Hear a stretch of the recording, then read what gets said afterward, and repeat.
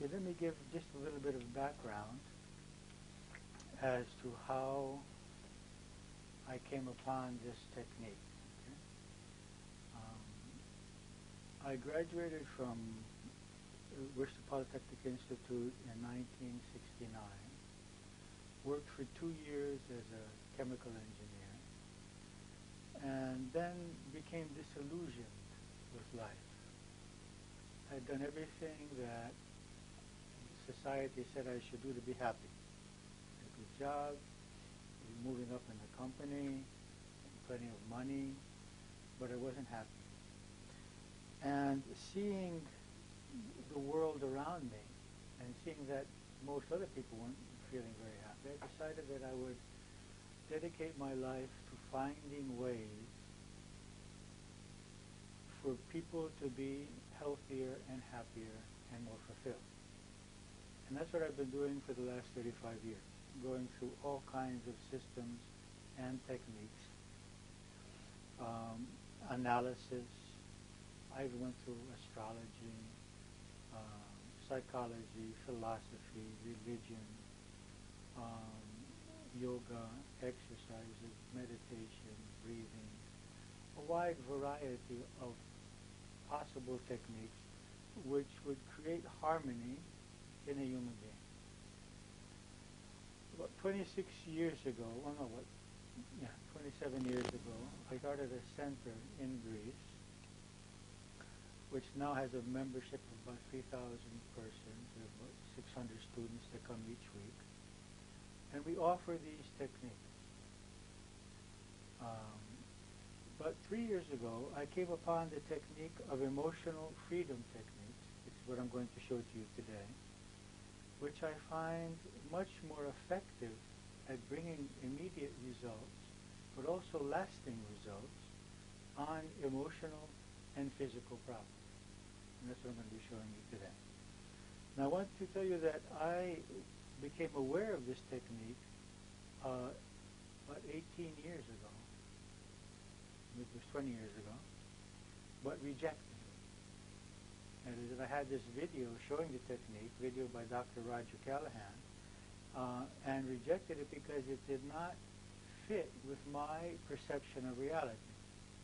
As far as I was concerned, it's impossible for someone just to tap on certain points and get free forever from a very serious emotion they have, and an emotion that's been there for years. But I realized that I wasn't being scientific, and that if I really wanted to be a scientist, I had to try it out. And so I tried it out. And I tried it out on myself, and I tried it out on other people that were around me at the center. And now I've employed it on about 800 people and taught it to about 1,000-something people in seminars. And it is incredible. The word incredible means you can't believe it, right? It's not credible, okay? And that's what it is. I mean, I still cannot believe the results that I and 20,000 other health practitioners, psychologists, psychiatrists, doctors, massage therapists, hypnotherapists, get from this technique, both on ourselves and others. I just returned from a conference, a 4-day conference, in which there are 170 health professionals who are using this technique with their clients, and the testimonials that we heard were just amazing. And the beautiful thing is that even though it's very quick, it does last. Okay. So, let me explain to you a little bit of theory first, and then I will show you the technique. Now, you all have a page which shows this diagram here. Okay. A continuum of experience, beliefs, energy, emotions, and body. Now, this shows how our reality is created. The first step in the creation of our reality is the stimulus, what happens.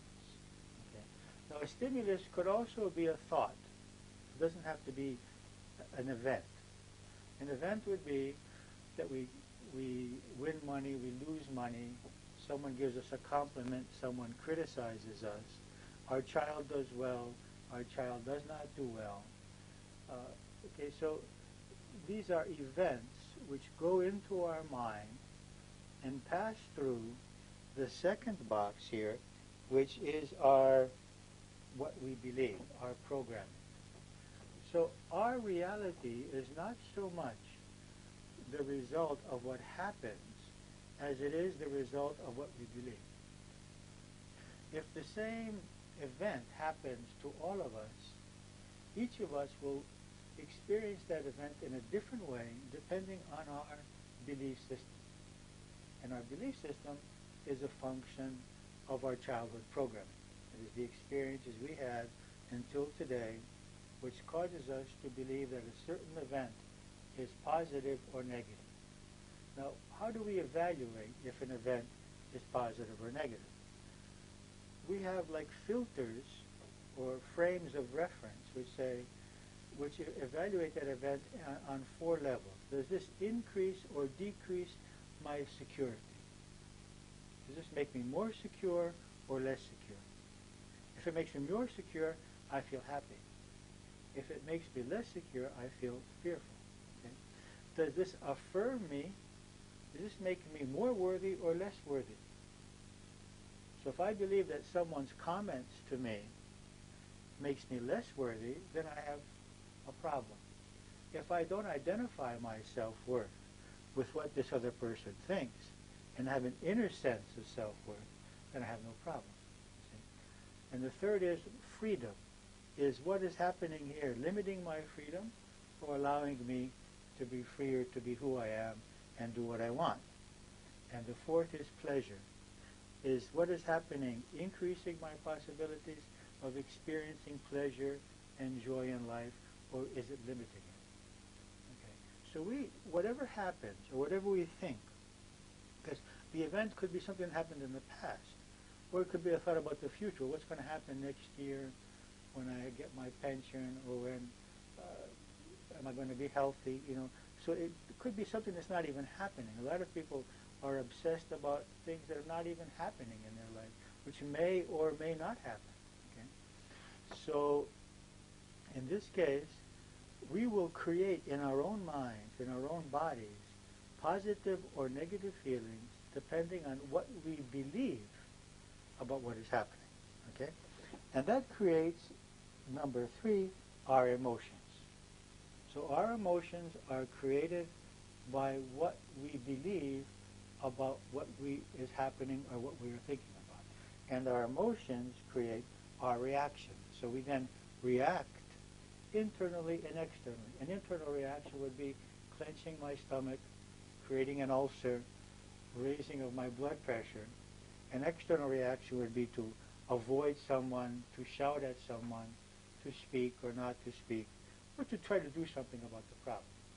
Our reactions then create feelings in others, and then we have this vicious circle, and when we have to do with others, of 2 programmed robots communicating or interacting, in which my programming is reacting to the other person's programming, and often we have problems created because neither of us are conscious.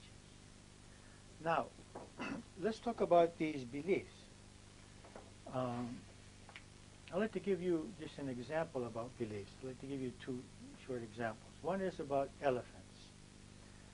When elephants are babies, they put a chain around the elephant's legs and a metallic chain and a metallic spike which does not allow that elephant to move. The elephant gets programmed throughout the years, and when it becomes a large, very large and powerful being, they just put a wooden peg and a piece of rope, and the elephant cannot move.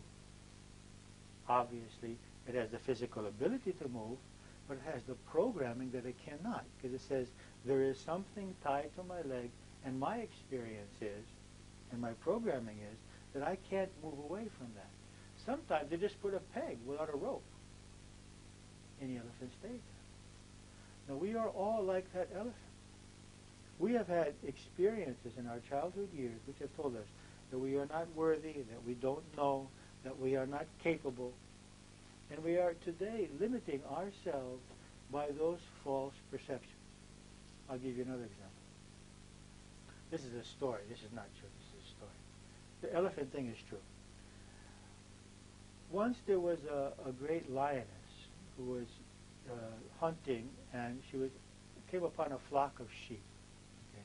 And with her was her little lion cub. And in the chase, she fell off the cliff and died. And this little lion cub grew up with the sheep. And growing up with the sheep, it became programmed like a sheep.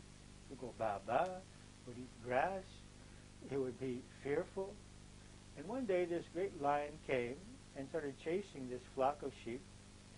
And he saw this lion, which had grown up now, running away, bleeding and crying.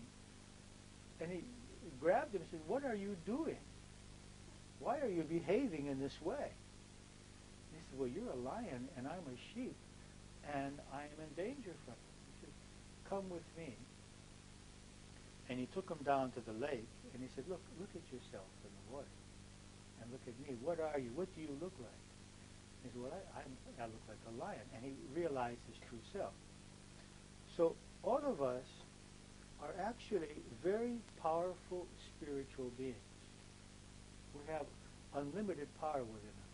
But we have been programmed by a family, a society, by TV, by magazines, to believe that we are weak, that we don't know, that we have to listen to others, that we are insecure, that life is difficult, that life is dangerous.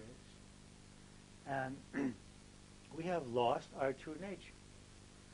Then these spiritual beings come around, like Christ, and they say, "Well, look, this is not true. If you had just this much faith, you could do miracles as I do." But very few people believe that. Okay? So we are here today to learn a very effective method for getting free from those wrong beliefs. And it's an energy way. Now, I have worked with cognitive therapy and with belief transformation for 30 years. And it does work. But what happens is, it works on one part of us. And there's always this other subconscious part which is doubting. So consciously, I know all of these spiritual truths. I have this faith. I'm a logical person. But if you touch one of my emotional buttons, and you trigger one of those fears I have in my subconscious, I become a dual personality. On the one hand, I am aware of the truth that I am not in danger, that I'm a good person, that I am worthy, that I know. On the other hand, I doubt and I fear. And that doubt and fear create a whole variety of other emotions: anger, hate, jealousy, bitterness, and other emotions. Let me give you one more example, and then we'll move on to the technique. And that is how I would like to talk to you about attachment. Because we feel fearful, we become attached, mainly to people, also, of course, to money, to objects, to places, to situations, to substances. And how does an attachment work? An attachment actually limits our freedom and limits our happiness. I'll give you an example. How do they catch monkeys in India and in South America? Very simple. You take a bottle, which is like those old milk bottles that we used to have, which has a large base but a smaller neck, but large enough for the monkey to get his hand into the bottle. You put peanuts or a banana in there, and the monkey puts his hand in, grabs the peanuts or the banana, but the hand can't get out as long as he's grabbing this food. Now the monkey never thinks to let go of the food. And the trapper comes and picks him up and puts him in a cage. Now we are like this monkey. we have grabbed on to some things in our life. It might be a relationship or money or a substance or something, which is creating great pain for us, which has us trapped. And the only thing that we have to do is let go of the attachment. But it's so difficult. It's painful because we have invested our happiness and our security and our self-worth in this particular attachment. So we're also here today to learn a way in which we can remove the fear of letting go of these attachments which are creating suffering for us. Okay? Now, in order to explain how this technique works, I would like to talk about the four, my theory of the four different systems of belief. The first system of belief is actually not a belief but an impression in the mind, and that is that it's what I called highly charged impressions in the subconscious. And that is the result of a specific event or maybe one or two events of my childhood or at some time in the past where I experienced something which made me feel great fear or panic or shock. Perhaps I was bitten by a dog or fell from a height or suddenly a loved one died or it was a car accident. And that has remained in my subconscious mind as a charged impression. That is not actually a conclusion. If you ask me, do I believe that all dogs will bite, or that I will always fall from a height, or I will always have a car accident, I will say no to you. But I can't help myself because that charge is in the subconscious in relationship to the specific event. So anytime anything happens which reminds me of that event, I experience fear or panic in some way. That's one belief system. The second belief system is our mistaken childhood conclusions. Now these usually have more roots, more experiences.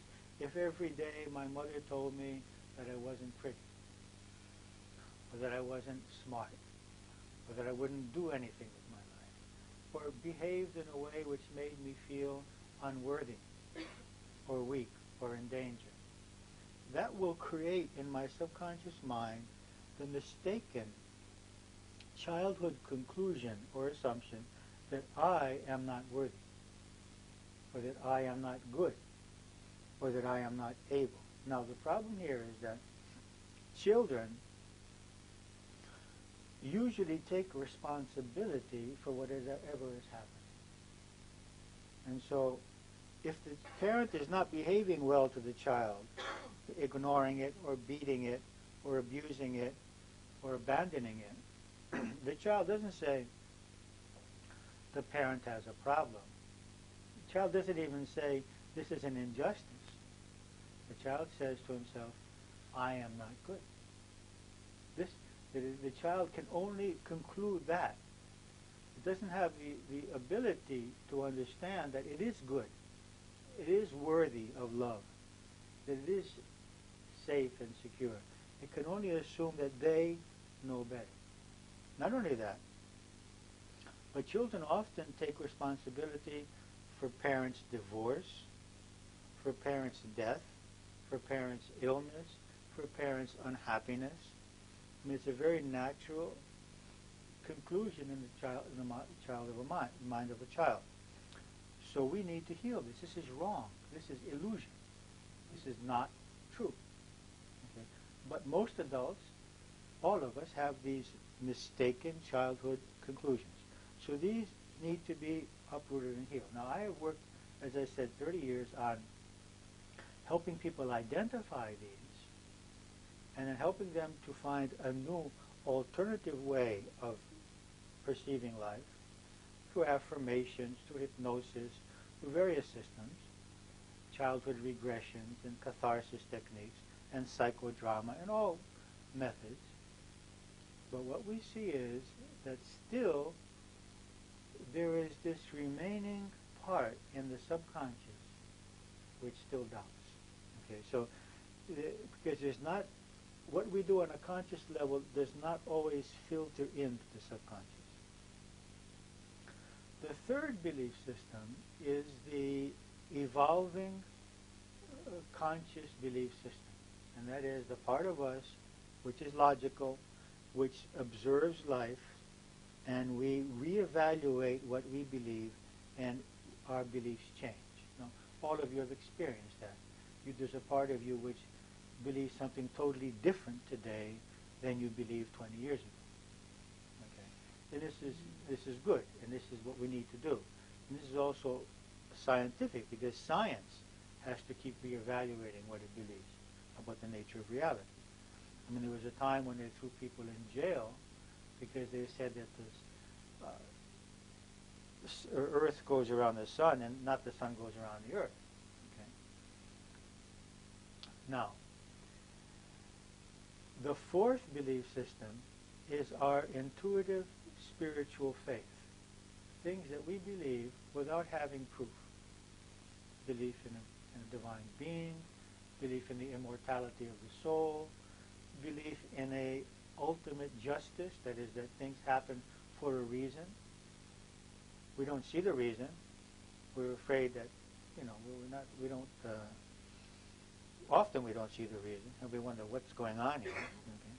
But there is a part of us which can have that faith that, well, there must be a reason, a higher justice or wisdom than I can perceive at this moment. And if we didn't have that, we'd probably just go crazy. So, now what happens here?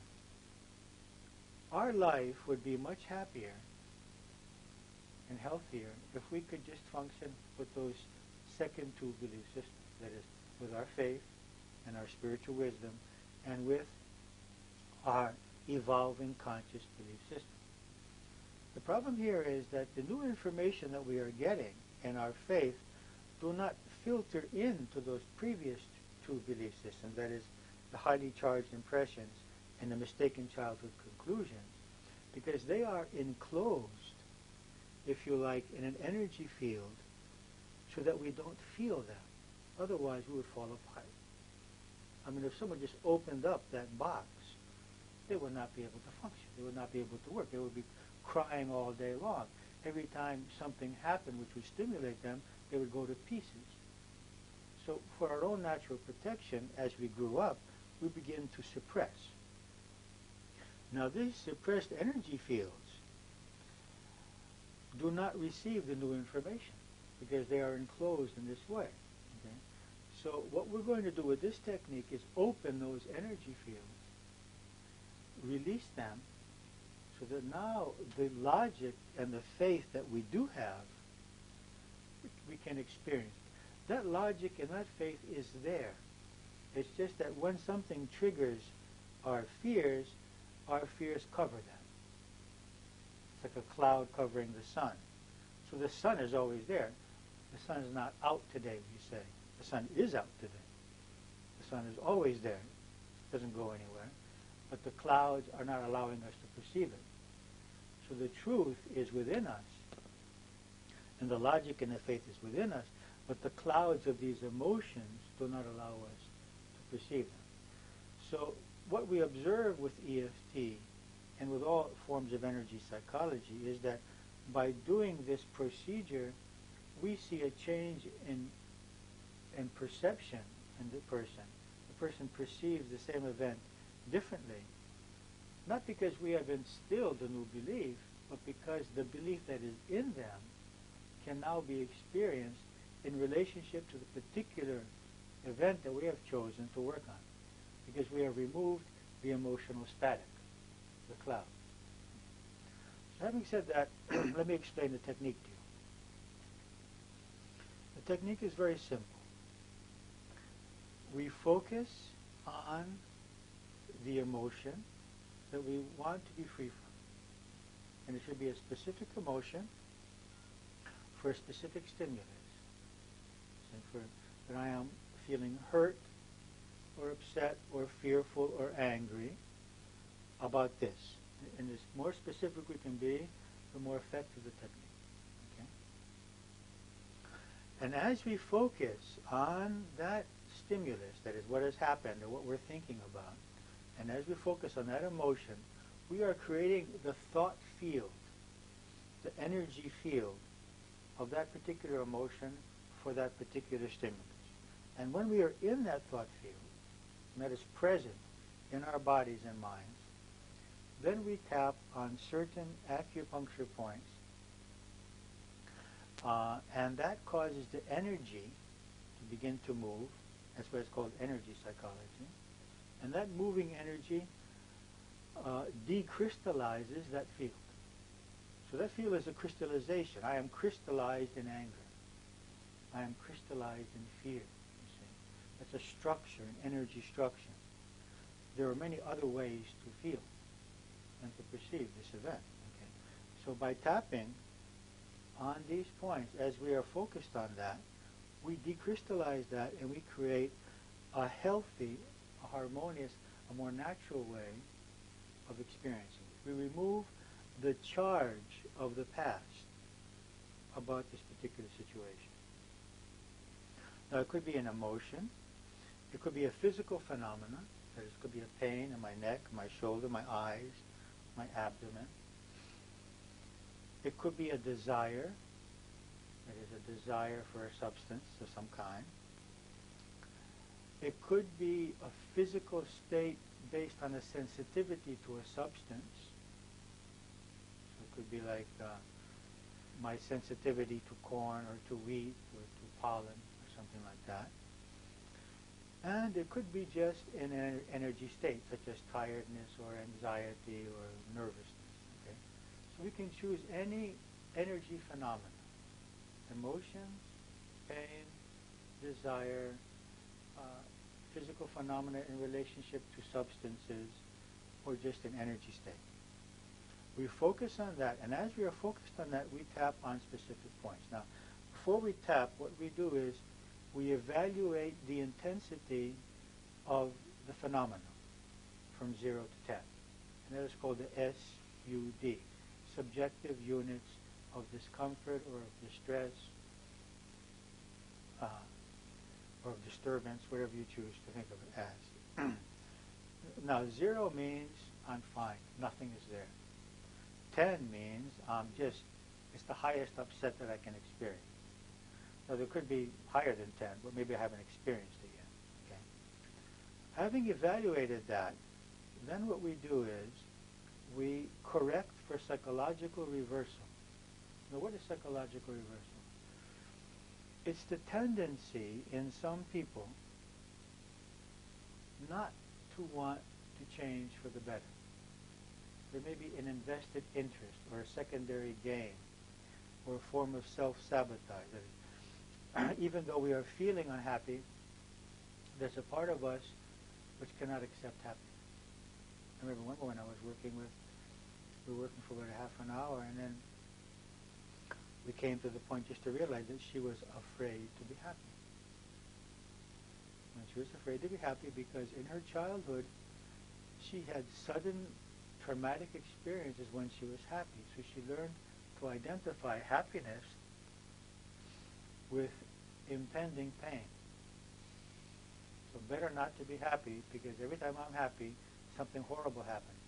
And we even have that in our language. Someone says, well, everything is going well, knock on wood, you know. This whole idea that if you really say that everything is wonderful, probably something horrible is going to happen. So that's one form of psychological reversal. Another is, I don't deserve something better. I'm not a good girl. I'm not a good boy. I don't deserve to be loved. I don't deserve happiness. I don't deserve health. Okay? That's another form of psychological reversal. Another would be, people won't pay attention to me if I'm okay. As long as I'm not okay, I will get their attention. Or I won't be able to control people if I'm happy. I control them by my nagging, by my complaining, by my problems. So there are all kinds, and in my book, show that for a minute. In this book I list for each possible problem a list of possible forms of psychological reversal for that particular problem. Whether it's a relationship problem, or a self-acceptance problem, or a health problem, or a fear, whatever it may be. I give you ideas about what kinds of psychological reversal may exist for that particular problem. That's important to know, because one of the main obstacles towards getting well with any kind of therapy, even if you're receiving a surgery or medicine or massage or whatever it is, or psychotherapy, if the subconscious has a benefit by not getting well, nothing is going to change. Okay? Now, some ways to correct psychological reversal.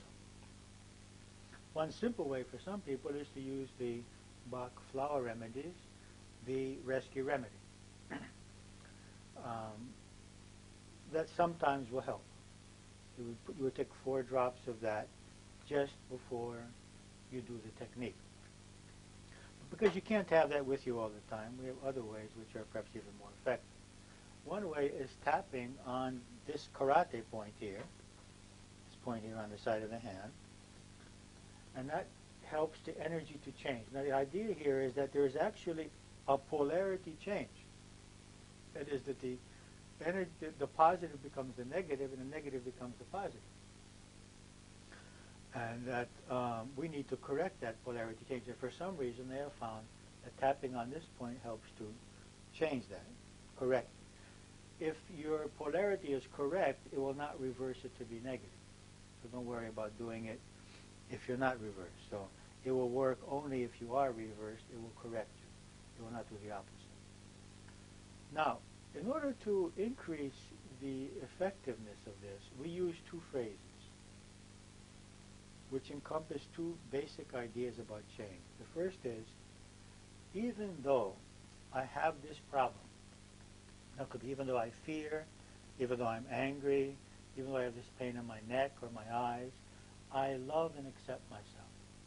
This is very important, because the prerequisite for change is the acceptance of the present reality. I need to accept and love myself with my fear, with my anger, with my bitterness, with my pain, with my desires, before I can change. So even if you don't believe it, just say it. And the more emphatically that you can say it, the better. Even though I'm really angry at my child, I love and accept myself. I love and completely love and accept myself. You can change it. You can say, I love him, I profoundly love and accept myself. Anyway, you just have to have the idea of self-acceptance, okay? And then the other side, other way, I tap on the other side then and say, I choose to be free from this. You see, so I'm accepting myself, but I also choose to be free from this anger towards my child, or this fear of heights, or this pain in my head. Okay. Now, I choose could be expressed differently. I deserve to be free. I accept being free. It's in my benefit to be free. Sometimes I use that about anger with people. I mean, it's in my benefit to be free from this anger, which is only hurting me more than, or this hate, which is bothering me, you see. Okay. Or this guilt. Another form of psychological reversal was that, especially with guilt, I had one woman who said to me at a seminar, if I let go of my guilt, I'm going to feel guilty. You see, because I will feel guilty about not feeling guilty. You see? Okay, so we have to work on that, letting go of that guilt, you see. Okay, so one aspect is, even though I have this, I love and accept myself, and the other is I choose to be free, or I deserve to be free, or I'm becoming free, or it's in my benefit to be free. Okay? That is called the setup. So what is the setup? It's I focus on the issue, I experience my emotion or pain or whatever it is, I evaluate it from 0 to 10, and I correct for psychological reversal. Now, there's not always psychological reversal, but we don't know when it is and when it's not. We could test. We could do arm testing to see if it is. That'll take longer to test than to just correct it. Okay? Now, another way of correcting is by rubbing on what is called the sore spot, which if you go in this notch in the neck just above the sternum, and you go down about 3 inches, and then about 3 inches to the right or to the left, it doesn't matter, and just rub that point, and we do the same thing. Rubbing in, there's some lymph nodes there. You shouldn't rub too hard, but just enough to massage the area. And you say, even though I have this, I love and accept myself. We say that 3 times. And then on the other side, 3 times, I want to be free from this. I choose to be free from this. I desire, I deserve to be free from this. It's in my benefit to be free from this. Whatever words are comfortable for you and suit the situation. Okay? So 3 times rubbing, 3 times the phrase on the one side, 3 times the phrase on the other side. It may not take 3 times, but now that you're beginning, just try it out, and gradually your intuition will guide you. Okay? No, I have heard that it's better with the right hand to do the left side if you're going to do only one. But I do both sides anyway. I do I love and accept myself on this side, and I choose to be free on the other side. Okay. Okay, so that is the setup. Okay, so that's 3 ways I've told you about correcting psychological reversal: the rescue remedy, the tapping on the side of the hand, or the rubbing on the sore spot. There is another way, which we will see if we have time to show you today, which is for deeper and more persistent psychological reversal, but it's complicated, and we'll see if we have time. It's called collarbone breathing. It's in the book. You can read about it if I don't have time to show you. Okay. Now, the second stage of the employment of the technique is the tapping procedure. Now, I'm going to show you the classical tapping procedure, and then immediately I'm going to show you the shorter and more effective version that we're using today, which most EFT practitioners. But I want to show you the original one so that you understand. Okay? So, although there are 14 meridians, we're actually going to be tapping on 12 of them. And these points are the beginnings or the ends of the meridians. You can see that on the one sheet that I've given you there, which shows a picture of the acupuncture point. You can see the acupuncture meridians here. And I have made darker the places where we will be tapping, which, as you see, are at the beginning or at the ends of these energy lines. Okay? And you see that most of them are on the face. There's 2 on the chest area here, 1 under the arms, and then the rest of them are on the fingers. Okay? And I will be showing you those points now, and you will learn how to stimulate these points while you're focused on the energy field. Now, you could also stimulate them by rubbing. You should also stimulate them by touching them and focusing on them.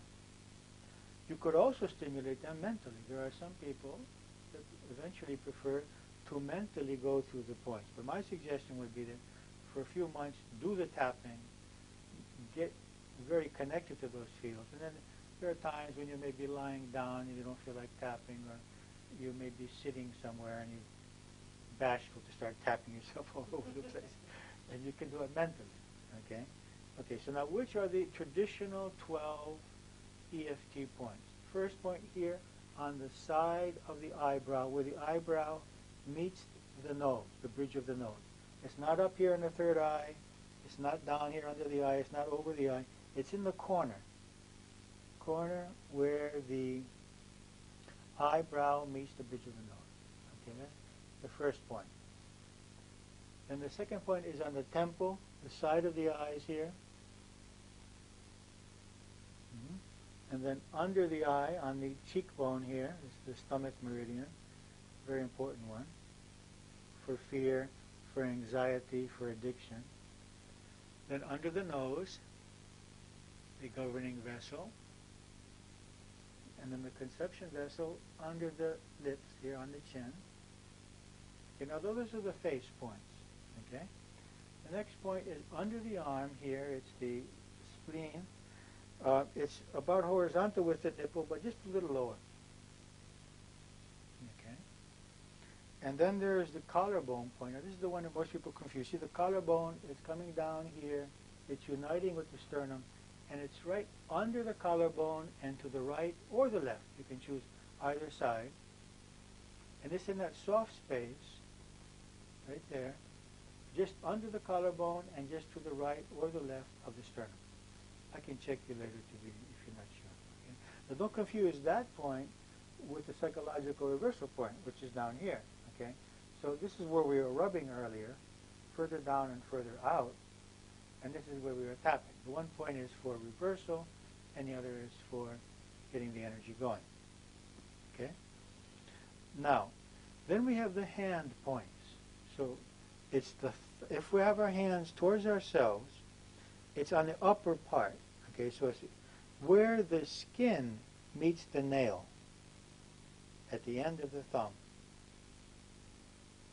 And where the skin meets the nail on the index finger, and then on the middle finger, and then on the little finger, and then on the side of the hand. Okay? So that's stage 2. Let me just show you that one more time. Eyebrow, temple, cheek, under the nose, on the chin, under the arm, on the collarbone, on the thumb, the index finger, the middle finger, the little finger, and then the side of the hand, the place that we originally did for psychological reversal. That's one of the tapping points also. Okay? So those are 12 points. So the second stage of EFT is while we are focused on this particular emotion, about this particular stimulus, we are simultaneously tapping on these points and getting the energy moving, decrystallizing the structure of that emotional energy field. Now, in order to keep ourselves locked in to that emotion, we repeat what we call the reminder phrase. The reminder phrase is just 2 or 3 words which remind us of what we're tapping about. And so we can repeat them verbally. Anger at my child. Anger at my child. Fear of water. Or fear of heights. Or this back pain. This back pain. You see, you would choose one though. You wouldn't change like I'm changing. I'm giving you a possibility. So every point that I tap at, I repeat the name of the issue that I'm working on. I say the emotion and the stimulus. So fear of rats, anger about what my mother said, okay, pain in the arm. And if you have pain, if you have 3 pains, you should work on one only at each time. So, because if you focused on many different emotions or many different physical phenomena, you're going to be presenting in your body mixed energy fields, and it's not going to work. You see, you have to have, it's like trying to listen to 5 radio stations simultaneously. You can't get anything. You see, so you've got to be focused on one thing is to say hurt because people criticize me. Another is to say hurt because my mother criticizes me. Another is to say hurt because my mother criticizes me for the way I bring up my children. And even more specific, hurt because my mother criticizes the way I feed my children. Understand? We're getting more and more and more specific. And the more specific you become about the specific emotion and event, the better results you get. Always, for me, EFT works like a law, just as gravity works like a law. There's nothing in this room which is exempt from gravity. Okay? It's a law. So for me, EFT always works. You may not believe it now. If it's not working, it's because the person is not being specific enough. Is bunching in a whole number of emotions and a whole number of events, and that's why he's not getting event. If we work on a specific thing, we always get results. Okay, now, except for physical problems, it will help physical problems only to the degree that the physical problem is a function of an emotional or energy problem. If I've got a mechanical destruction of a bone or muscle or something, it may help remove the pain, but it's not going to solve the actual problem. To the degree that a physical problem is emotional or energy, which a great number are, it will help. Okay? Okay, so that's the second step. The third step seems a little bit funny. And actually, to be truthful, it's one of the reasons why I rejected technique in the beginning, not only because it didn't fit my belief system, but what I felt silly showing it to people. Okay? And so the silly part of this is this. Tapping on what is called the gamut point here, okay? This is between the two small knuckles up towards the knuckles there, that point, and doing the following procedure, closing the eyes, opening the eyes, looking down to the left or to the right, doesn't matter, down to the right, making a circle with the eyes, making a circle in the other direction, doing humming, counting 1, 2, 3, 4, 5, and humming. That's one employment of the gamut series, and that's the third stage. Now, the truth is that as EFT has evolved, we don't always use that part. Sometimes it is necessary, sometimes it is not. What does that part do? That part balances the energy from right to left and balances the communication between the right and left hemispheres of the brain. By looking to the right, looking to the left, circle to the right, circle to the left, stimulating the one part of the brain with the humming and the other part with the counting, two different kind of mental functions, humming and counting. So that creates a balancing of the energies that we have just released by the tapping. See? So we have, you see here, three functions. The psychological reversal corrects the polarity, the tapping gets the energy moving, and the gamut series balances the energy. So an experienced EFT practitioner may not always use the gamut series, or may leave it to the end just to balance things, because he knows when he needs to use it or she needs to use it. But I would say that in your beginning use of EFT, you should use it as I am expressing it to you. And then gradually you can make your own decisions about that. Okay, that's the third stage. And the fourth stage is the same as the second. And that is tapping on the 12 points. And that's all written down for you on this sheet.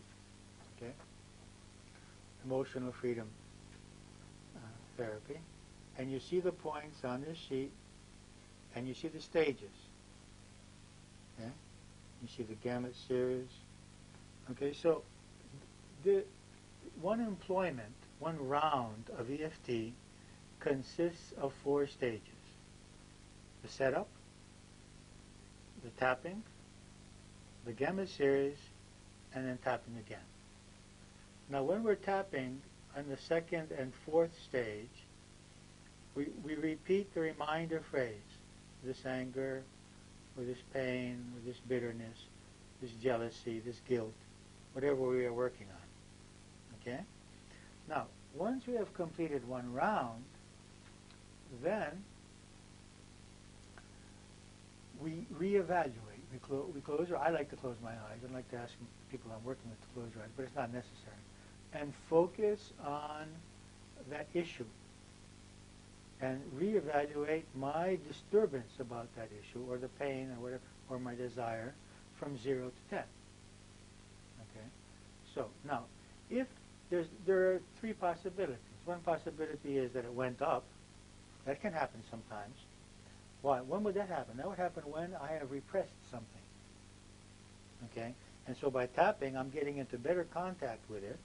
And so an anger that I thought was 5 now becomes 10. That's possible. There's about, I would say, 10% of the situations in which we may have a slight emotional crisis. In such a case, we should keep on tapping in order to release that. Okay?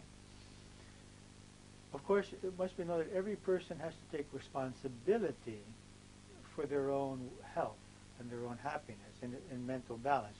And if you feel that this is bringing up something you can't handle, then stop.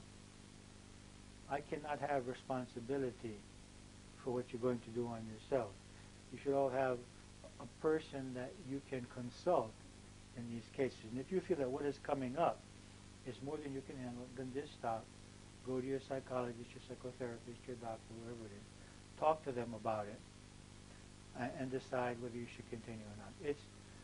If I'm working with someone, I don't tell them to stop. I keep working with them because I am confident that I can get them through that. But I cannot be with you. You understand what I mean? And if someone is by themselves, then they may not be able to work through it. They may bring up more than they can deal with. In which case, you should just stop and go to a practitioner or to whoever is helping you with your physical or emotional life. I cannot be responsible for that. So, although I will say that of all the techniques that I have used throughout the years, this brings up less problems than the other. Okay, now, the second possibility is that it hasn't changed. It's the same as it was. And the third possibility is that my tension has gone down. That what was a 10 has become a 5. Okay? In the case that there is a reduction in the emotion or the physical problem or the desire, whatever it is, symptoms, then I use the word remaining. I use it in the setup and I use it in the tapping procedure. So I say, even though I have some remaining anger at my husband or wife, I love and accept myself. And I say that 3 times. Then I say, on the other side, I choose to be free from this remaining anger, or this remaining guilt, or this remaining pain, whatever it may be. Now, why do we do this? Because we are addressing ourselves here to the possibility of a mini reversal. What is a mini reversal? The subconscious says, okay, I agree not to be so angry, but not to be angry at all. Okay? Because anger is the only way I can protect myself. Okay? I'm not going to let this guy off the hook. So, or my subconscious says, okay, I don't have to feel so guilty, but not guilty at all. Okay? Or okay, I agree not to have so much pain, but not to be painless. Okay? So that's why we use the word remaining. So I want to get free from this remaining, whatever is left here. Okay?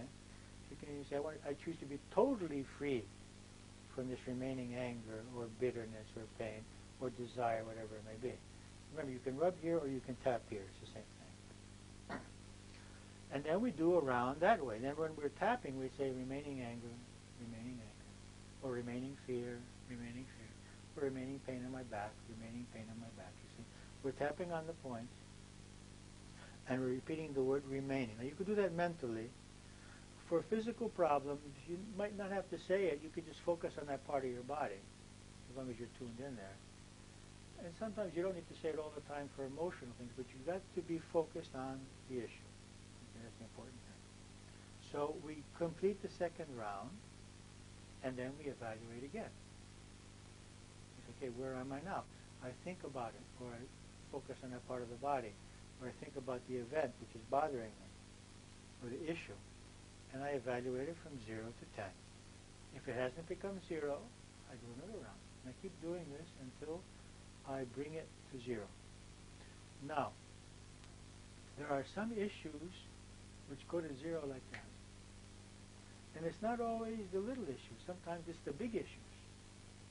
Because it doesn't matter how intense my fear or phobia or emotion is, or how long I have had it. What matters as far as this technique goes is how many roots it has. So I could have a fear of height that has only one root, one experience, and when I work on that, even though I've had it for 50 years and it's intense, I'm cured. You have seen a lot of them. That's why Dr. Callahan, the originator of this technique, has written a book called The 5-Minute Phobia Cure. because he can, and we can, and you can, cure some phobias in 5 minutes. Other issues may take longer time. There are some issues which may take longer time and you can do them by yourself with no problem. And there may be just a few that you need help with. Not because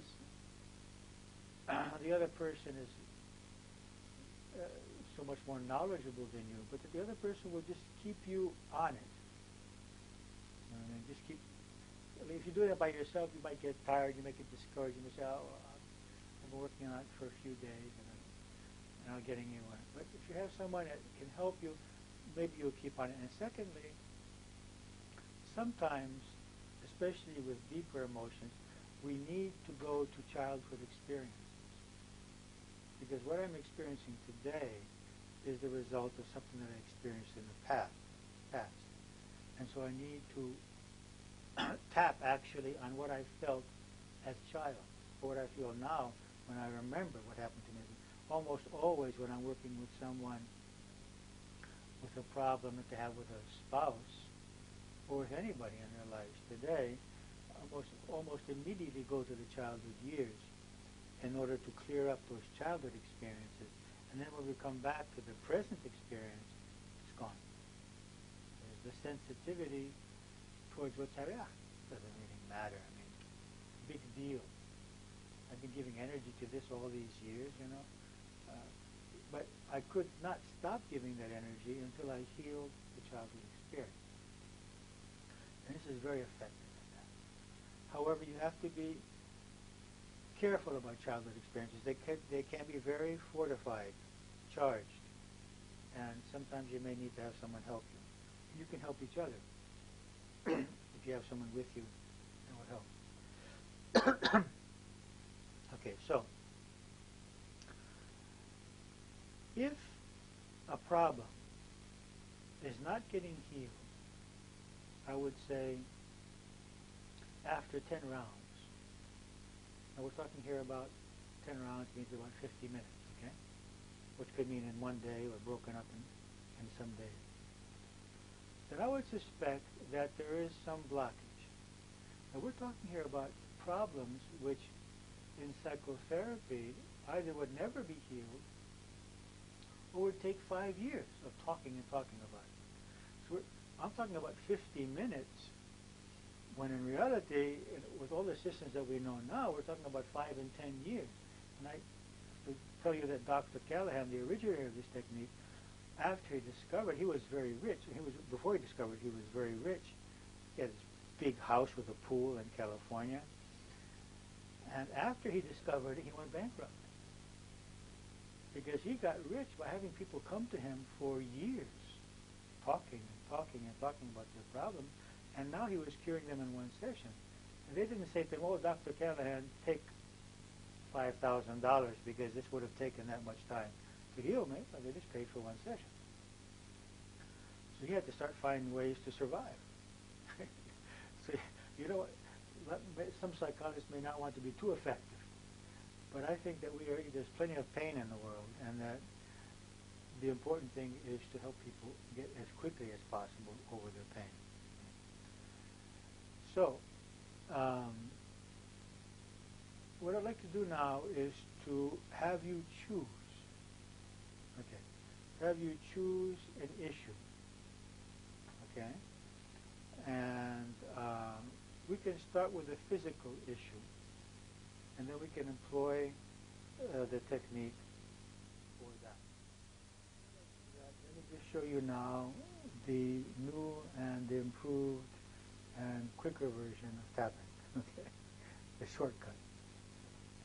Now, when we do this shortcut tapping, we actually include some points here on the top of the head, which are extremely important, okay, because as you'll see from the diagram that you have, a number of meridians come down this way and create energy flow.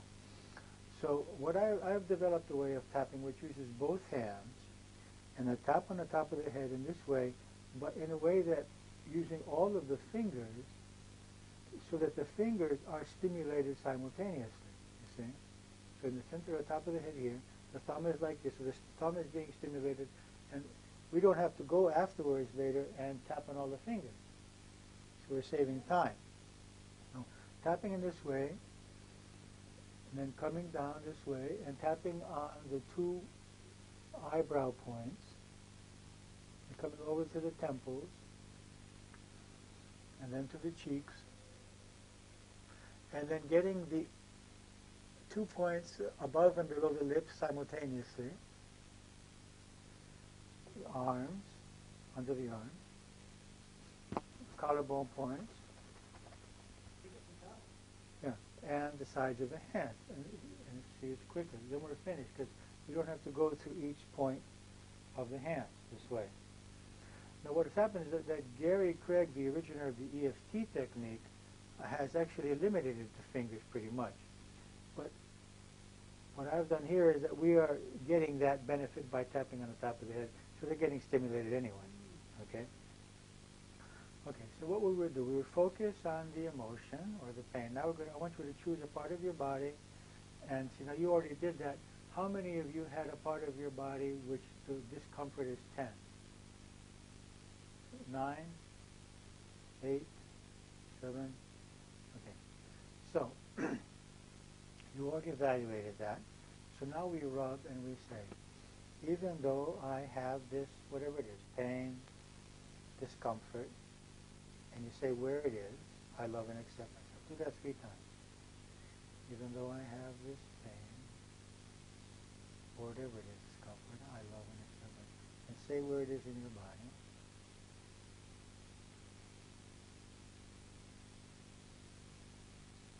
Okay, now on the other side, I choose to be free from this.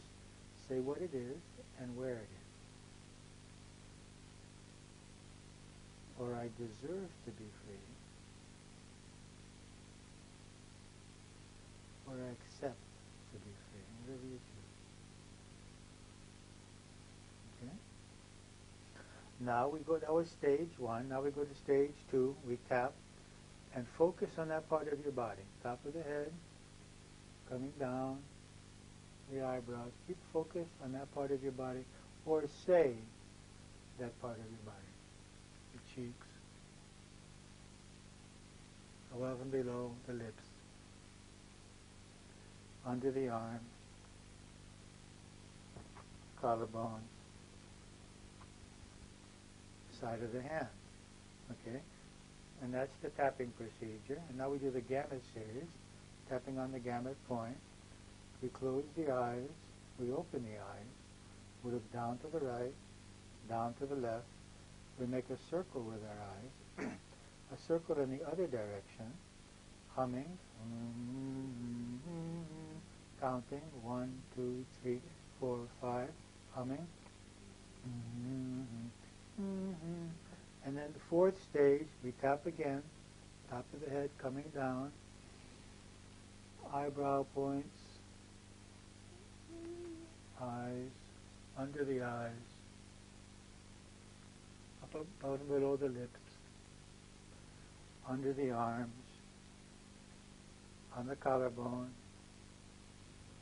and side of the hand.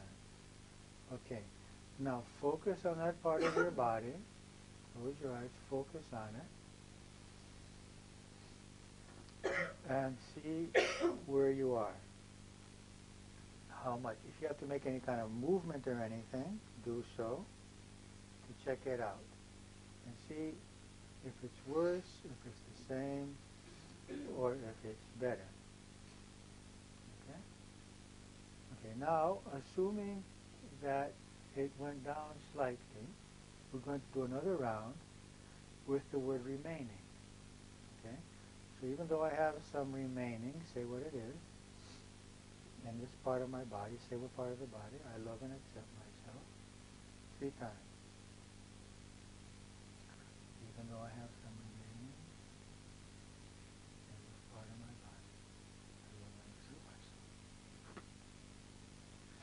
And then on the other side, I choose to be free from this remaining. Say what it is, and what part of the body it is. This remaining.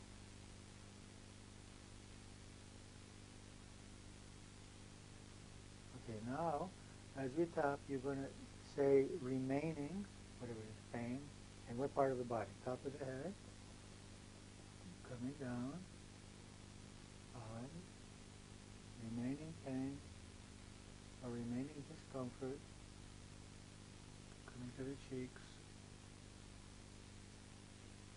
remaining pain or discomfort, under the arms,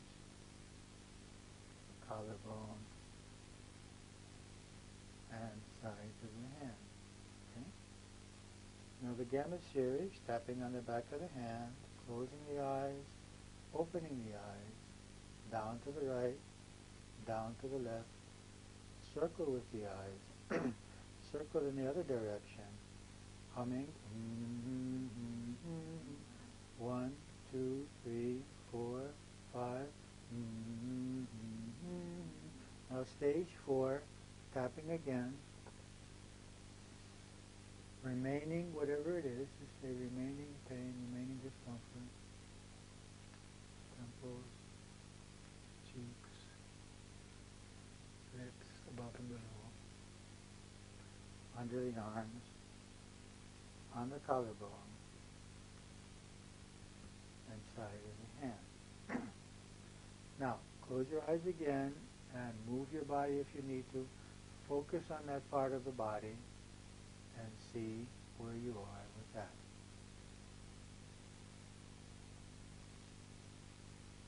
Try it out. See if it's gone up, if it's the same, if it's gone down. Now, let me tell you some of the things that can happen. One is that the pain can move. It can go to a place of origin. So if my pain in my eyes is a problem in my neck, coming from my neck, then that may move. Or if my pain in my knee is coming from my lower back, then that may move. So we just move if the pain has moved. We move and we say now we refer to the place where it is appearing. Another possibility is that the pain could become an emotion. And that as I'm working on the pain, for example, in my abdomen or in my chest, it becomes an emotional pain or an anger or a fear of some kind. In which case, then I would move over to the emotion. And the same may happen, the opposite may happen. If I'm working on an emotion, it can become embodied. And so that rather than feeling my emotion, I'm feeling my stomach ache or my chest, heaviness in my chest, okay? In which case, what I do is I always ask the person, what is more intense? So we can move from body to emotion and from emotion to body.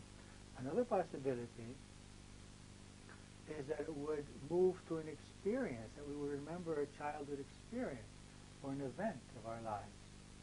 In which case, then I may need to move to that. And you have to be a little bit careful here about moving all around.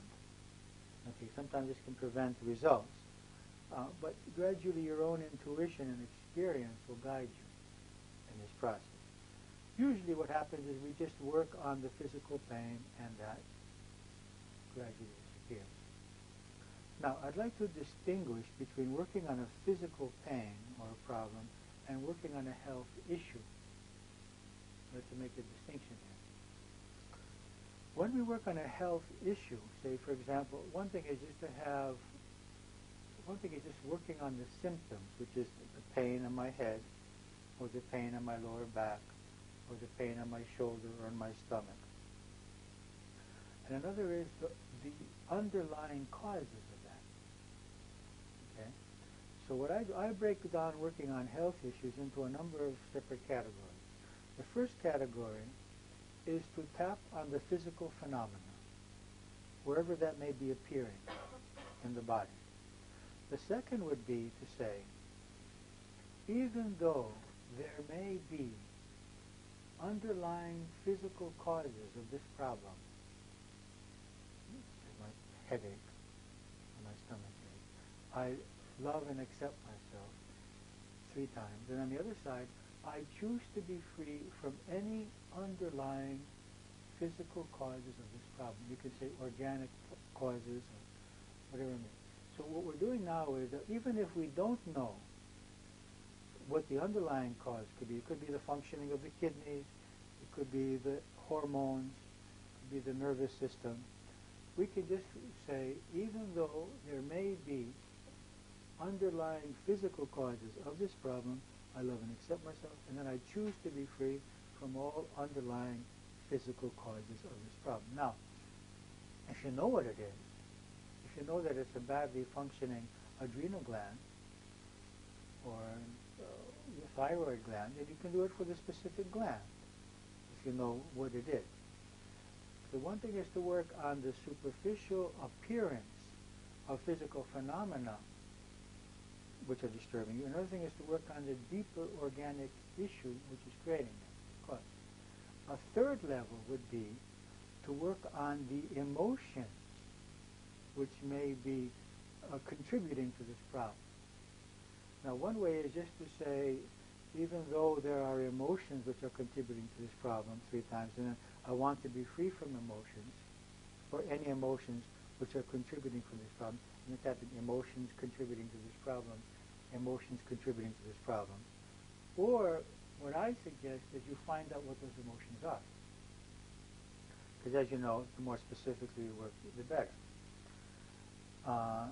Now we have methods for doing that, and the simplest method is this: to focus on that part of your body, to feel that phenomena that is there, tension, pain, to become aware of the energy in that part of your body, and then become aware of the emotions in that energy. Now some people are more capable of doing this than others. What we do sometimes is do about a 20-minute guided relaxation in which we bring them in touch with their etheric energy body, and in which case then they are much more aware of what is going on. Sometimes even while I'm working with a person, okay, just close your eyes and just go in there and just feel that energy and just feel those emotions. Some people need more help than others than this. When you discover that, then you can tap on the specific emotion. And you could even say it this way: even though I have a feeling of injustice in my abdomen, I love and accept myself. And I choose to be free from this feeling of injustice, or this anger in my abdomen, or this anger in my throat, or this anger in my head. So you identify the emotion with the part of the body, and then when you're tapping, you say, this anger in my throat, this anger in my head, or this guilt in my genitals, whatever it may be. Okay? So you can focus then simultaneously on the particular emotion, focused on the particular part of the body. What also may come up is that you may remember a childhood experience, in which case then you would have to tap on that experience and the emotions that you have about that in order to get free from what has happened. This is extremely useful in situations in which people have had physically traumatic experiences, operations, car accidents, falls that they have had, okay, or beatings that they have had. These, even though they may have overcome them, feel that they have overcome them, are often registered in the energy body and come up after some time. And so we can release these energy fields of those traumas, both the physical trauma and the emotional trauma, by tapping on them separately, the physical trauma and the emotional trauma. Okay? So this is some details. All of these details are in the book. Everything I'm telling you is in the book. Okay? So you can reread it, and you can and even there's more about health issues there. But I don't think the time scope of this seminar allows us to get into more detail about the health issues. But have those 3 levels in your mind: the phenomena, the deeper physical causes, and the deeper emotional causes. And those 3 are the basis for working through physical problems. I remind you, if there is a mechanical destruction of bones or tissue or something, we may be limited as to what we can do here. Okay?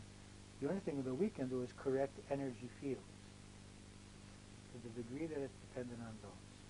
Okay? Okay. we'll have time later for more questions and discussion about what's going on, okay? What I'd like to do now is to move on as to how to deal with emotional problems.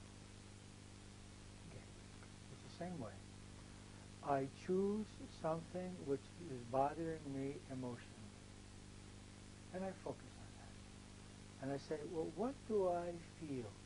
I may have 10 different emotions. I may feel simultaneously anger and rage and bitterness and jealousy and rejection and guilt and fear all at the same time.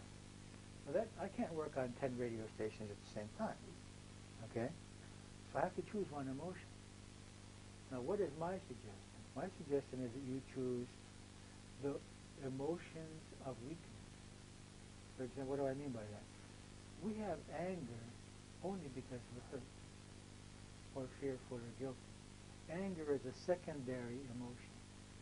So if I tap on my anger, I may have some results, but that anger is being supported by the fact that I am still fearful or still hurting. So it's much more effective to go to the emotion behind the anger. Now, many people don't allow themselves to feel those emotions, especially men. We have been programmed to be able to feel anger, but not to feel hurt. We can't admit our hurt or our fear or our pain, so it's much more comfortable just to be angry. So if I'm just tapping on that anger and I'm not getting in touch with the pain behind it, or the fear or the guilt behind it, then it may not go away. So my suggestion is that you work on the deeper, more sensitive emotions like injustice, hurt, betrayal, fear, and guilt. These are the more basic emotions which then give rise to the others. Okay, so I focus on the emotion, on the stimulus, which, as I said before, can be an event happening or something that I'm thinking about. And then I evaluate from 0 to 10 how intense it is, and then I do the procedure. Okay, so let's do that now. I would like you all to choose an emotion that, let's say this. Why don't we just work directly with a fear?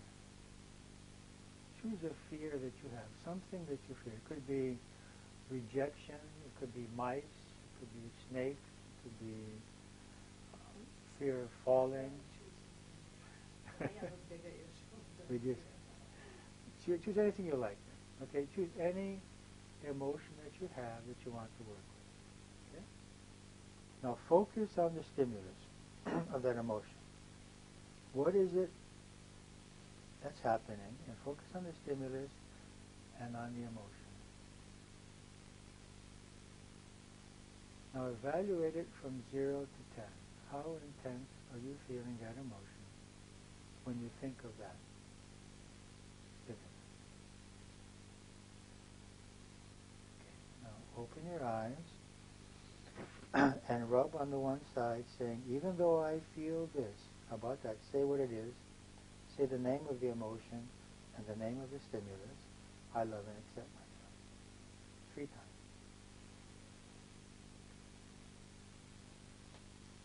And then on the other side, I choose to be free. And say what the emotion is and the stimulus. Or I deserve, what's to my benefit?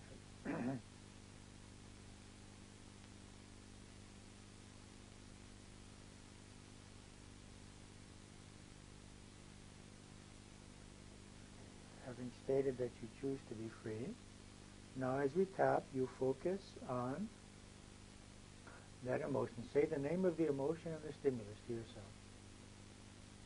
And have in your mind that event or that stimulus and the emotion. Come down to the forehead, sides of the eyes, the cheeks, the lips, under the arms, collarbone, and sides of the hands. Now the gamut series, tapping on the gamut point, closing the eyes, opening them, looking down to the right, down to the left, circle with the eyes, circle in the other direction, humming, counting 1, 2, 3, 4, 5, humming, and then stage 4, repeating the name of the emotion and the stimulus, focusing on it, the eyebrows, sides of the eyes, cheeks, lips, under the arms, and collarbone, and sides of the head. Okay, that was one round on the particular emotion. Now close your eyes, focus on that stimulus and on that emotion, and see how much you are feeling it from 0 to 10.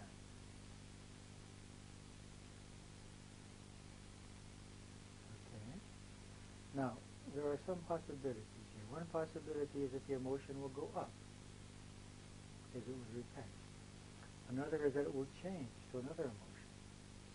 Another is that another event will come into my mind. Now, we don't want to go to another event at this point. That would be moving to or another aspect of it. I'll talk about aspects in a moment. But let's just say that it went down slightly, okay? Even if it didn't, just to understand the technique. Okay? We're going to stay on the same event and the same emotion. And I'll talk about changing later. So let's just rub there and say, even though there's some remaining, say what the emotion is and what the event is. I love and accept myself 3 times.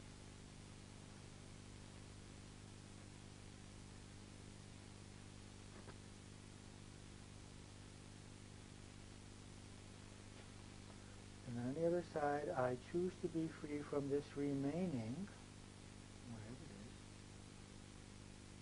is, say the emotion and the sentiment. I deserve to be free. It's in my benefit to be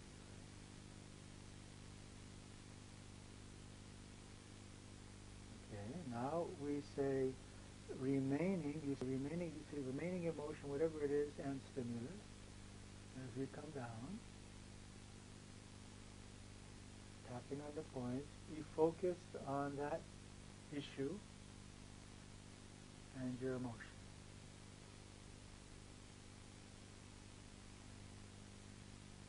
Focused on the issue and the emotion.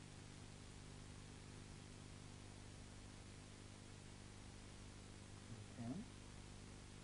And then we move on to the gamut series, tapping here on the gamut point, closing the eyes, opening the eyes, down to the right, down to the left, circle with the eyes, circle in the other direction, 1, 2, 3, 4, 5, now the fourth stage, remaining, say this remaining emotion, say what it is, focus on the event with the stimulus. As you come down, eyes, cheeks, lips, underarms, collarbone, and sides of the hands. Okay. Now close your eyes again and focus on that issue. Think about it and see what you feel and how much you feel it from 0 to 10.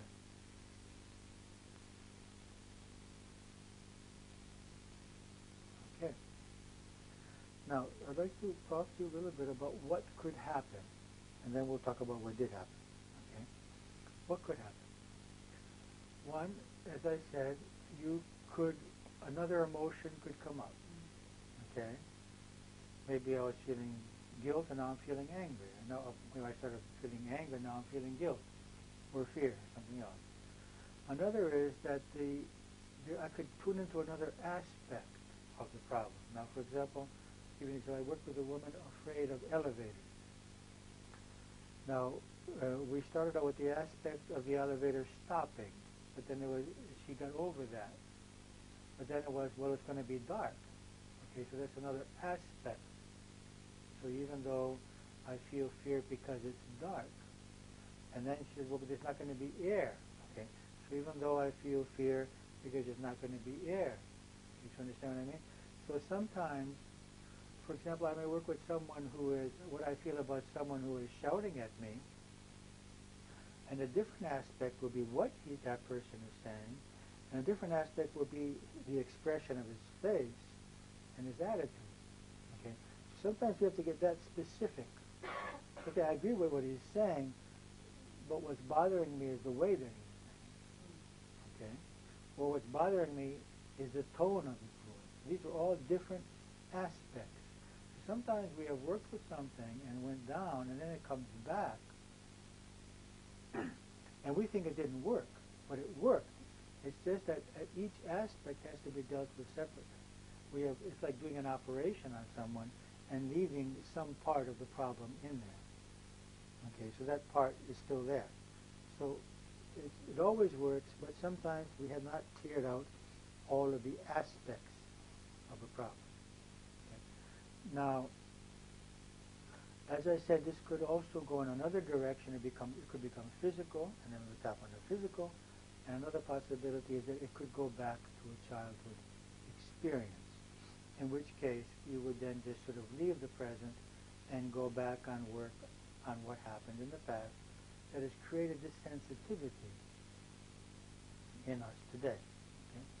And having resolved that childhood experience, then that sensitivity will be removed from today.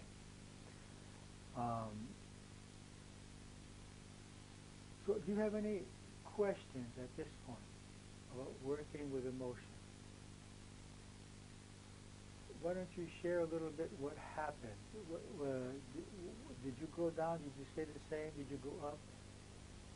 I think it went down. From the bee and go up on out. Okay, so it's a fear of bees. Yeah. And Okay. then something else. You had a traumatic experience with a bee as a child. Okay. Huh? With about 100 of them. Okay. So you didn't work with that experience. You worked with your present, focusing on the bees. Well, I thought about that too. Okay. When you think about that, you have charge? Okay. So what you do is work on that more than anything. You can't, don't do both. Don't work on a bee today and then work on the 100 bees then. Okay. That's the way you will clear this present fear. Now, did you get stung? Okay. And did you react? Okay. You also have to work separately on that aspect. One thing is to see the 100 bees coming after you. Another thing is to observe what's happening to your body as a result of the sting. Did you puff up? Okay, so that's another aspect of it, you see. So you have to work on, even though I'm feeling this because my body is puffing up. A third aspect would be how your parents are reacting to that. Okay, so even though I see everybody panicking around me, and I'm afraid because they're giving me the message I'm going to die, okay, so it's a third aspect, you see. So I'm using this example to give you an idea of aspects. And the fourth aspect would be the actual sting, the pain of the sting itself. So you have the bees surrounding you, you have the stinging, you have the puffing up, and you have the reaction of the people around you. But all of those should be dealt with separately. And then you will see you will change. You will be free. Okay? Then that's not based on, unless you have had a traumatic experience of abandonment in your childhood years, in which case then you have to deal with all of the times that you felt alone, left alone, unloved, not understood. And so you will have to, now, all those times may be hundreds of times. Okay. So what is the good news here?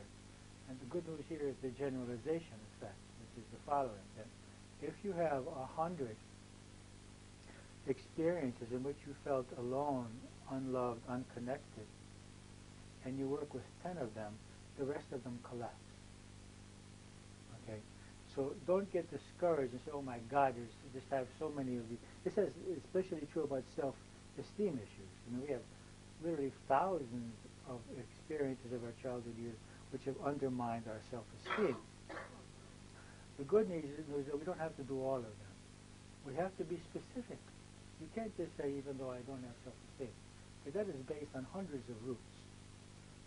Even though I felt rejection the time that my father ignored me about that issue, that's being specific. And you have to work with about 5 or 10 of those, and then gradually all of the rest of them will collapse simultaneously. That's called the law of generalization. Okay, so this is the way we work with emotion. Now,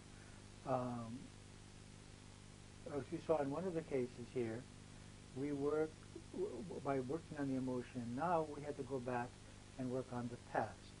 This will happen quite frequently. This will happen in 90%, I would say, of the cases that we need to get rid of something in the past in order to be okay today. Now, if it moves to the physical body, then go to the physical body. And if you want to combine the two, even though I have this anger in my head, do that. Okay?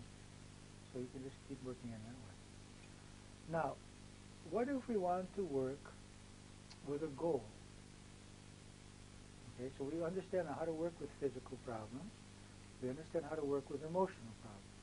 So I want to work with, I have been trying for years to have a better economic situation, or a better physical health, or a better relationship, or to learn something, or to finish the university or something, okay? Or stop smoking, or to eat more properly, okay? Okay, so I focus on the goal. Now, I can't just work on the goal, even though I don't have enough money, I love and accept myself. What I have to work on is the obstacles to the goal. So what we do, when I want to work on a goal, I make a list of all of the obstacles, all of the, basically the emotions that I have, which may be, or the beliefs that I have, which may be obstructing my progress towards this goal. Now, we divide these obstacles into 3 categories. The first category is emotions that I have about the fact that I have not yet achieved the goal. Now, this is usually with goals that I've had for more than 3 or 4 years. If I've had a goal for some years and haven't achieved it yet, it's very likely that I will feel failure, shame, anger at myself, self-rejection, or weakness. Now, if I have those feelings, they're going to prevent me from directing my energy towards the goal. My energy is going to be used in my self-negativity because I haven't arrived yet. I've met so many people who sit there and talk to me for hours about negative feelings that they have because they have not accomplished something yet. I try to explain to them, well, all you're doing here is you're losing all this energy in this self-rejection, which could be used time-wise and energy-wise and mentally towards achieving your goal. So the first step would be to say, even though I feel ashamed or guilty or angry at myself because I have not yet created the economic or the relationship or the professional or whatever it is, the health-wise situation, I love and accept myself, and I choose to be free from this self-anger or this guilt or this self-rejection because I have not yet done this. And we tap. We tap on the points saying those words. Self-doubt because I haven't done this, whatever it is. The next category, so the first goal is to eliminate all negative self-feelings because we have not yet arrived. Okay? We are in a process of evolution. If we were perfect, we wouldn't have incarnated at all. Okay, so we are here to set goals, to achieve them, to move on. It's a growing process. There should be no guilt or even pride. We shouldn't be proud. We shouldn't feel guilty. Just be in the process. The second category are the emotions I have about the effort. Okay, I want to lose weight, but I want to eat whatever I want. I don't want to exercise. Okay? I want to grow spiritually, but I don't want to sit and meditate. Okay? So we imagine ourselves, first of all, we specify what do I have to do to achieve this goal. Okay? And then we imagine ourselves doing that, and then we say, how do I feel about not eating this? Or how do I feel about not smoking? Or how do I feel about waking up early and doing this? You see? My exercises, my breathing, whatever it may be. Or how do I feel about going back to school? Or studying each week so many hours? Now, if I have feelings of suppression, lack of freedom, tiredness, it's just going to be too tiring, it's just too difficult, then I have to tap on those. Even though I feel it's going to be too difficult, even though I feel suppressed with the idea of doing this diet or these exercise, whatever it may be, I love and accept myself. And I choose to be free from this feeling of suppression or lack of freedom. You see what I mean? Now this may bring us to childhood experiences, which we'd have to clear in order to be able to approach this goal with our full energy and not undermine ourselves. Okay? So the second category of issues that we need to work on are the feelings I have about making the effort. The third category of issues, all this is written in your book, so don't worry about it, okay? It's all in the book. The third category is the feelings I have about success. Now you would say, well, I would feel great about success. That's not always the way. If I lose too much weight, maybe I'll attract men, and I'm afraid of attracting men. Okay? If I have too much money, I'm not worth having. I'm not that good to have so much. I'm not worthy of having so much money. Or this, I may want to have this relationship, but I've had people come to me and say, "Oh, I just can't find the proper man or woman." And I said, "Okay, just close your eyes and imagine this person committing themselves to you. What do you feel?" I said, and this fear comes up. Okay, so I want a relationship, but I'm afraid of it. I'm afraid of being suppressed. I'm afraid of being abandoned. I'm afraid of conflict. Okay, so we simultaneously want something and simultaneously are afraid of manifesting it. Think about it. We are all powerful. We are pretty powerful beings. We are in our essence divine, and we're creating a very limited reality in comparison to what we could. So basically, we're creating what we want to create, what we believe we can create, and what we believe we deserve. So EFT is a very effective way of removing the obstacles towards manifesting those goals. For example, I would teach that to a student at college or at high school before their exam, how to work on the anxiety about the exam, how to work about any fears that they have about that. So it can be as a tool in sports. It's been used by people in sports to achieve much greater athletic performance in golf and baseball and various sports, football.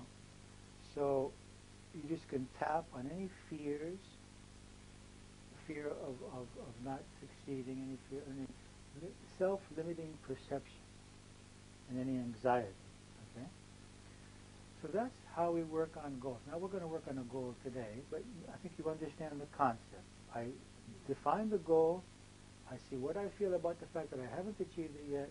I see what I feel about the effort, and I see what I feel about the success. And then I just start tapping on those issues pretty much in that series, I would say. Getting rid of the negative feelings I have about myself, and then about the effort, and then about the success. Now, one special goal is self-esteem. Most of our problems are the result of the fact that we do not accept and love ourselves unconditionally. This is true because we have not learned to do this. We have learned to do the opposite. We have hundreds of experiences which have told us that we are only conditionally worthy or just unworthy, one of the two. So what we need to do in order to increase our self-esteem, this is very important because most of our relationships problems are the result of our lack of self-esteem.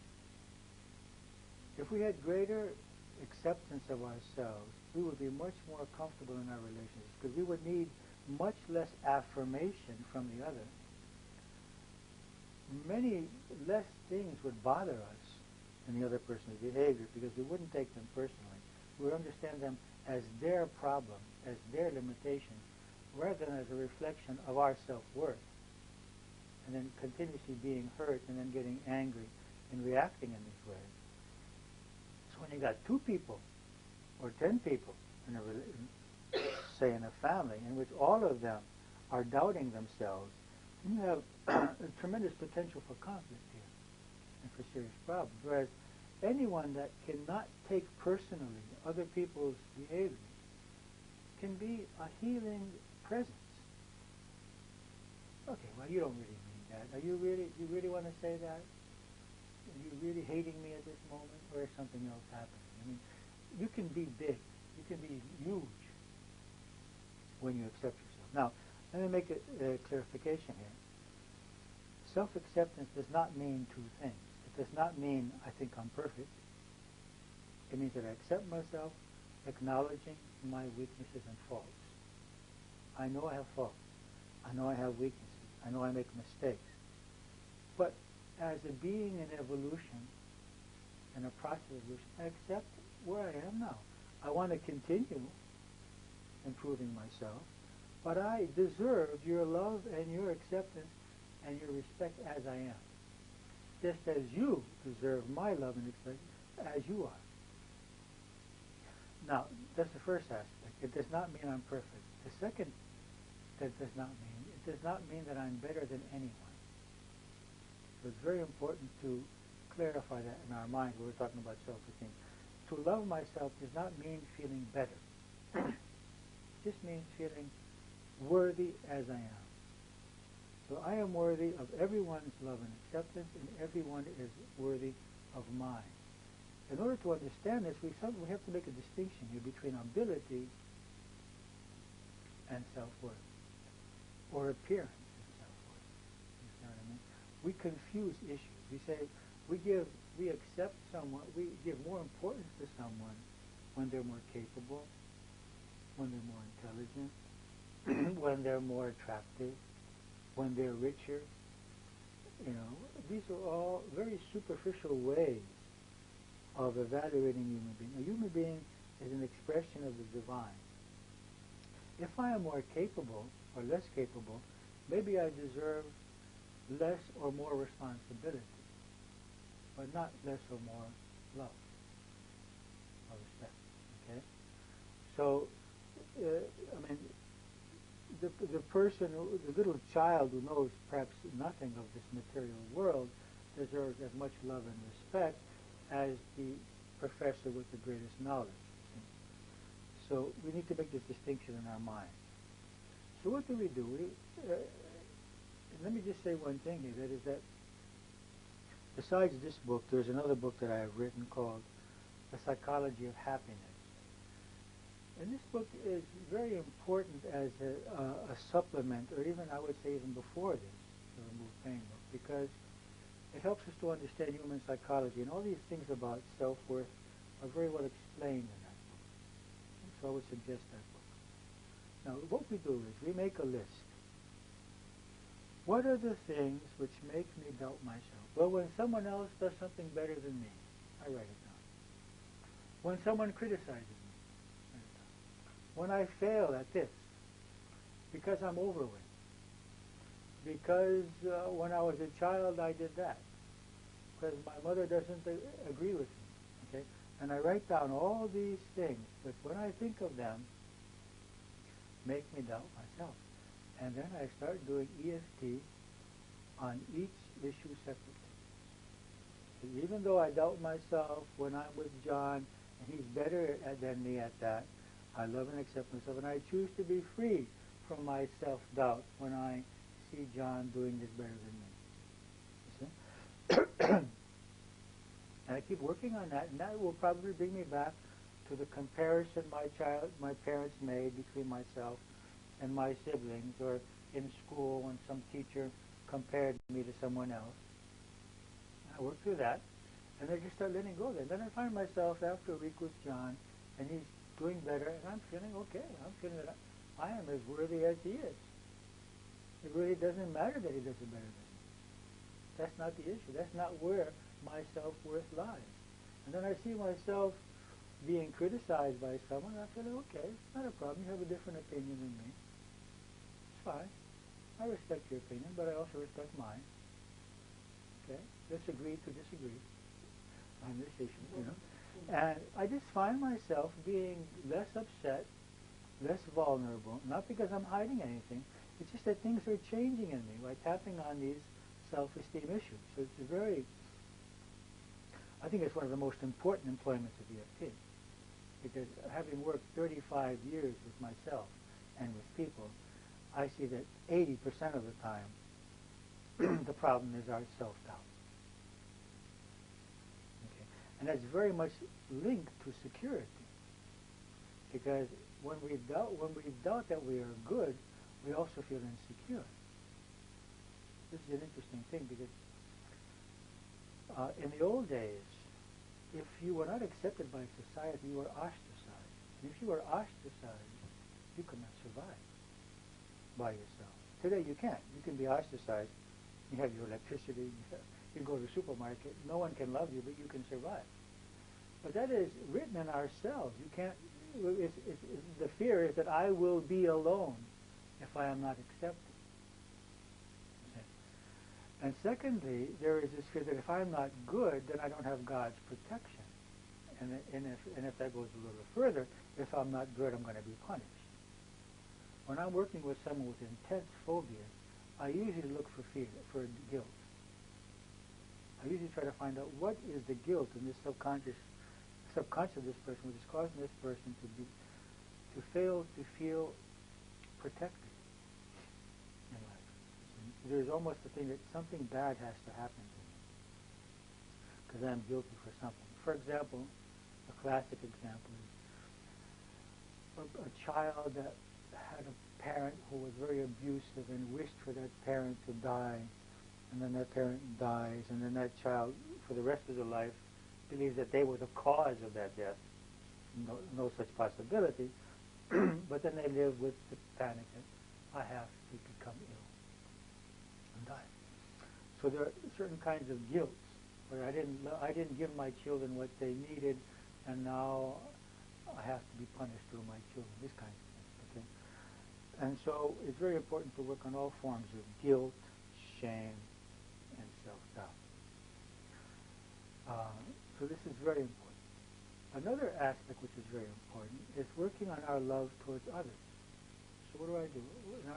All of what I'm telling you today, each of these issues is a separate seminar. For example, I'm going to be returning to Greece in a few weeks, and we're going to do 6 days live-in seminar at our retreat center, EFT and self-acceptance. And we're going to do 6 days EFT and fear, morning and evening, all day, working on these issues.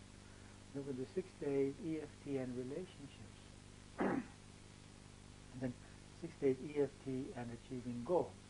Not the same people, of course. These people come to which ones they want. And then EFT and the higher self.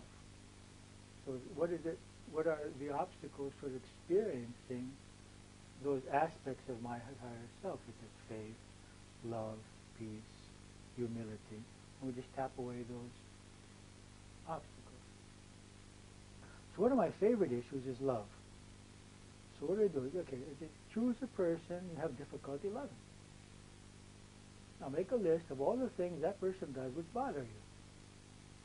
Well, he smokes, he eats in a horrible way, he criticizes me, doesn't listen to me, whatever it may be. Okay, now focus on a specific behavior of the other person, a specific emotion, and tap away. And just tap away all those emotions. You might say, well, I'm going to tap away all my negativity and let him do whatever he wants. you're the one that's gaining from this. You're happier. And the most beautiful thing is that life is a mirror, and that what usually happens is that the person changes. It's like they're going to do that until you stop being bothered by it. And once you stop being bothered by it, it's like they change. You know, I've seen this over and over and over again. I mean, it's just like a miracle. You know? So this is also a very important aspect of employing EFT. That is, getting rid of the negative emotions I have towards others. Now, this at times will require, as you can well imagine, working on childhood experience. Because many of the sensitivities we have today are a function of those vulnerable moments that we had as children. Okay? So, what have we seen until now? A little bit of resume. EFT for physical problems, EFT for health problems. I separate those two, for physical pain and for health problems. EFT for emotion. We've repeatedly referred to EFT for childhood experiences. And then EFT for goals, for achieving specific goals, and then the specific goal of self-acceptance and the specific goal of loving someone, in which I would add to that the goal of forgiving.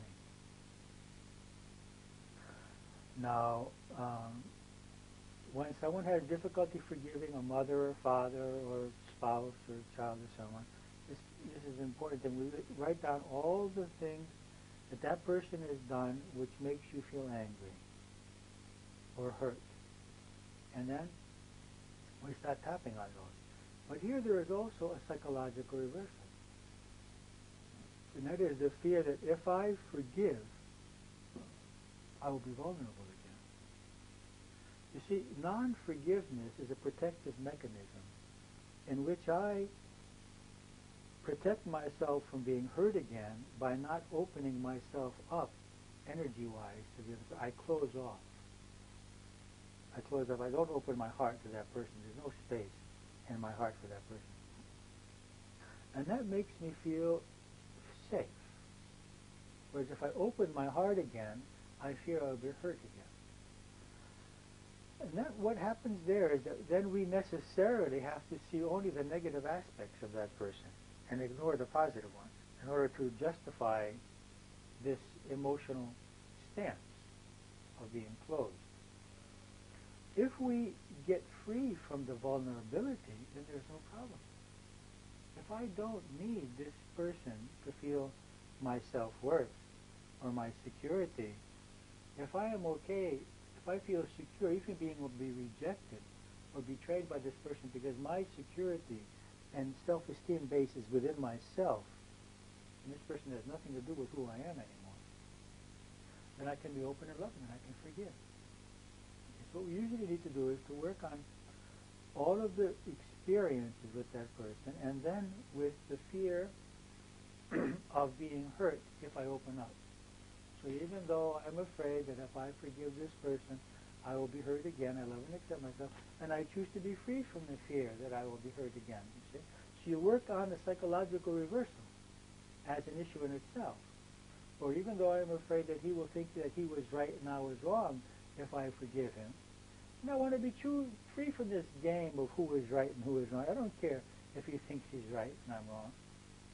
I don't want to have my heart closed anymore.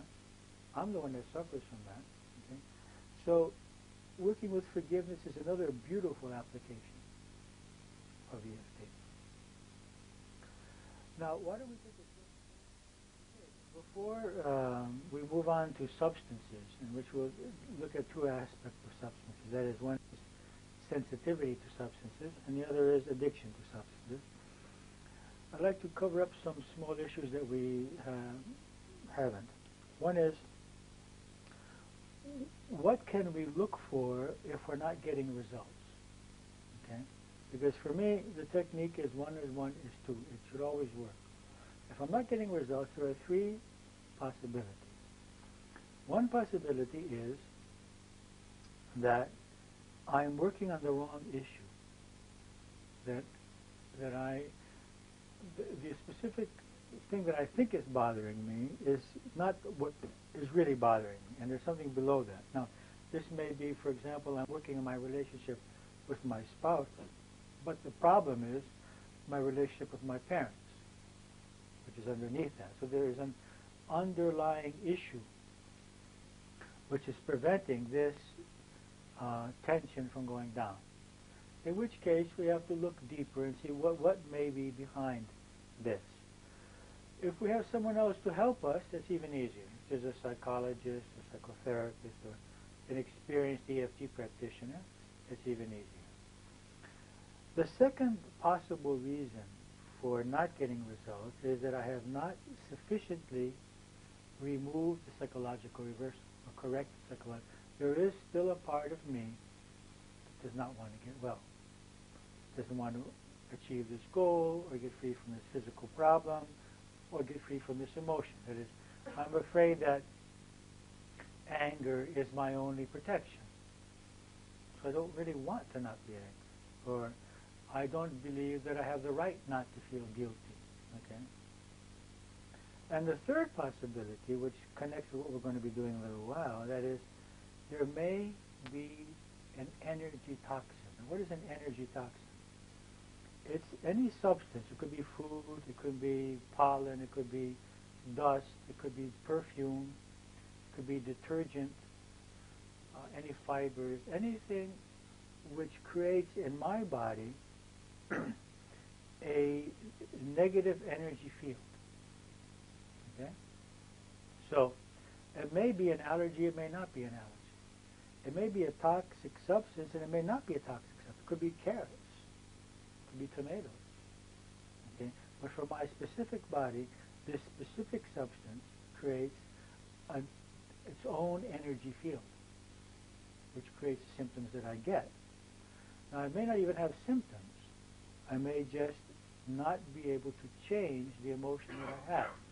Now, there are some theories as to why certain people have sensitivities for certain subjects. And one of those theories, substances, and one of those theories is that there may, in their past could mean their own physical body or their ancestors' bodies, someone could have had a traumatic experience at the time that they were in contact with that substance. They may have eaten something, and then something happened, and then the cells now experience that substance. They relate that substance to that traumatic experience. And that's why sometimes when we're working with substance sensitivities, we also work with traumatic experiences which have led to that. Now, the most common substances that have been found, which may create this kind of interference, if you like, this interfering energy field to get results, are wheat, corn, sugar, perfumes, and detergents. So for some people, dairy, but not for a large number of people. Of course, nicotine and caffeine for some people, but not for all. Some people may be able to smoke without having any negative effect as far as the results with EFT go. They're still destroying their lungs and their health, but it just means that it's not going to obstruct the changing of the energy field as we tap. Whereas some people can have just carrots prevent this. Now, I have not found many cases in which I have found this to be an obstacle. I can say that actually I've only found one case until now in which a woman's sensitivity to sugar was obstructing our progress. And when we did the technique for the sugar itself, suddenly the whole emotion changed and her problem was solved. There was a fear that she had of her co-workers at work. And then I saw her 3 months later and she was fine. But I was working with her for about 45 minutes on that, not getting results. And so it was the only time I had to work with a substance. And so we worked on sugar as an obstacle. So these are the 3 reasons why we may not be getting results. That there's a deeper issue that we're not finding, that there is a psychological reversal, we're not ready to let go of this yet, or that there is some energy toxin which is preventing the result. Now, if there is an energy toxin, there's two ways of dealing with it. One is just to eliminate that from our lives, and the other is to remove the sensitivity. Of course, the preferable thing would be to remove the sensitivity. If you can do that, then you live a much freer life. So, when we want to do that, what do?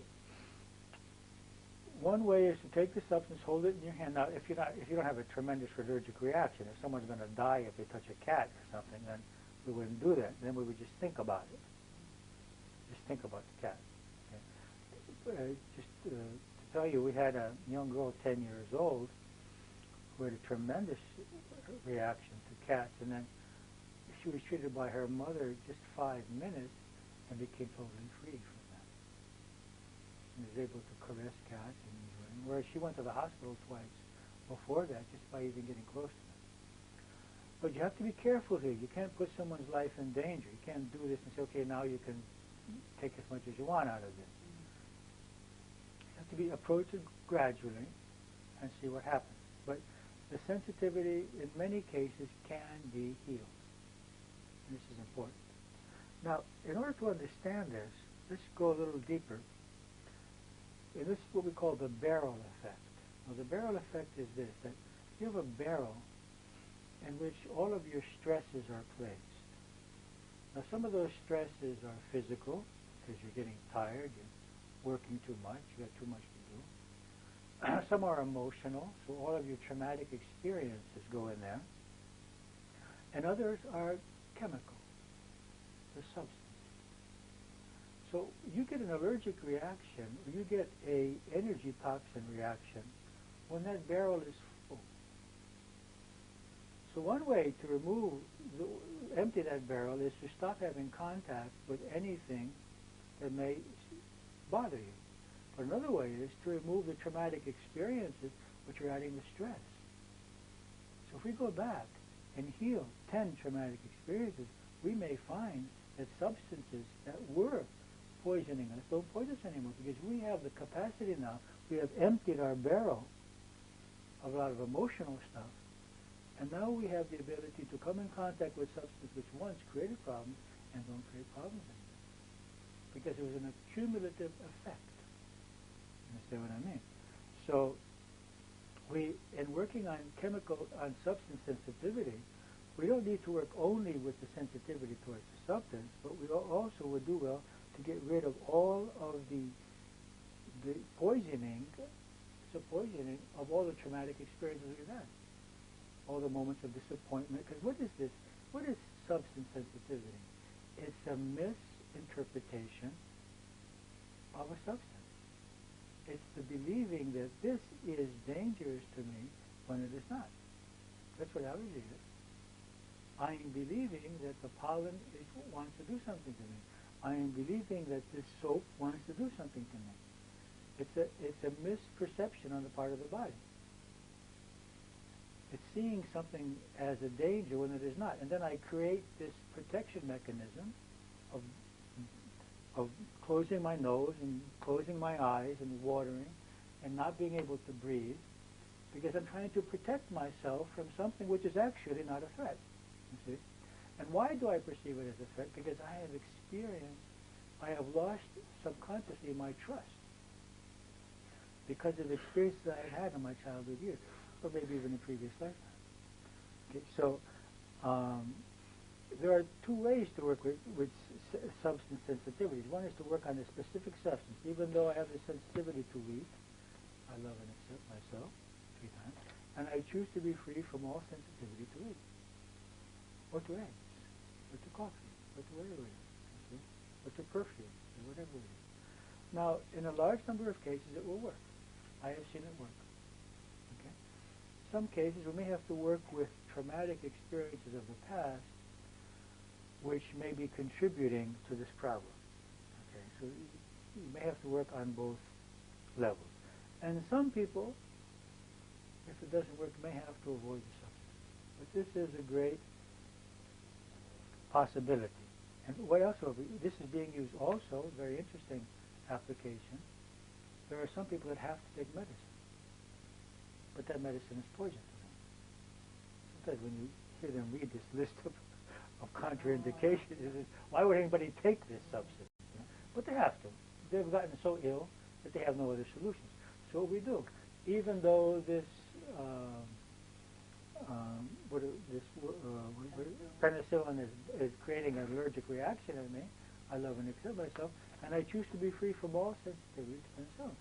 And people are even able to take chemotherapy and not lose their hair, and not have the nauseousness by doing it for this drug poison that they have to take. So this can even be used when people are very ill and have to do chemotherapy or radiotherapy or any kind of poisonous kind of therapy. And they can do EFT for the side effects. Even though I feel nauseous, even though I have headaches, even though I'm losing my hair, even though I have this pain, my stomach pain, whatever it is, and I choose to be free from this. And this creates a friendlier relationship between our body and that substance. Okay? So the way to work with substance sensitivity is that, just say, even though I'm sensitive to this, or even though this gives me a headache, or even though this makes my stomach ache, or whatever, the more specific the better. I love and accept myself, but I choose to be free from that. And that's happening. Headache from the corn, or this stomach ache from the sugar, whatever it is. Okay. Now, for substance addiction, now this has a number of levels. The first level is very simple. Even though I desire this chocolate, or this cigarette, or this whatever it may be, this tranquilizer, I love and accept myself 3 times. And then I choose to be free, on the other side, from this desire, or this need, 3 times. Let me tap. Desire for cigarette, desire for a cigarette, desire for, we tap on those points, seeking to get free from that desire. Now, this is the first level, and this may need to be done as many as 20, 25 times a day, or every time the desire comes. So, now, the thing is, we can also use a shortcut here. We can just tap here, on the cheek, under the arm, and the collarbone. These are the 3 points basically for fear, for anxiety, and for addiction. Okay? So if I'm desiring, I'm sitting there and someone's smoking, or someone's eating a chocolate, someone is eating something, taking something that I would like to not take anymore into myself, I can say, okay, this desire, this desire, this desire. If I don't want anyone to see me, I can just go like this, you know.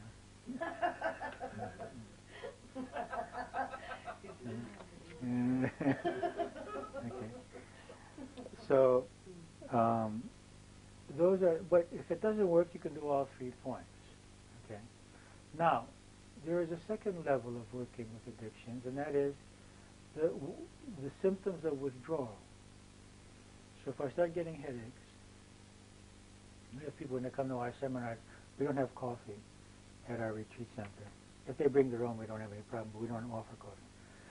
So some people start getting headaches because they've been using caffeine to keep the capillaries in their head open, and suddenly their capillaries collapse because they've gotten addicted to this, and they start getting these tremendous headaches. And if they just take a little coffee, it'll go away. So if I have decided not to take coffee, I may go through the headache withdrawal symptoms. And of course, if it's a harder drug, like, you know, cocaine or heroin or something, then I'll have intense withdrawal symptoms. And this is being used in detoxification centers to help people get over their addiction by going through the detoxification process without such intense withdrawal symptoms.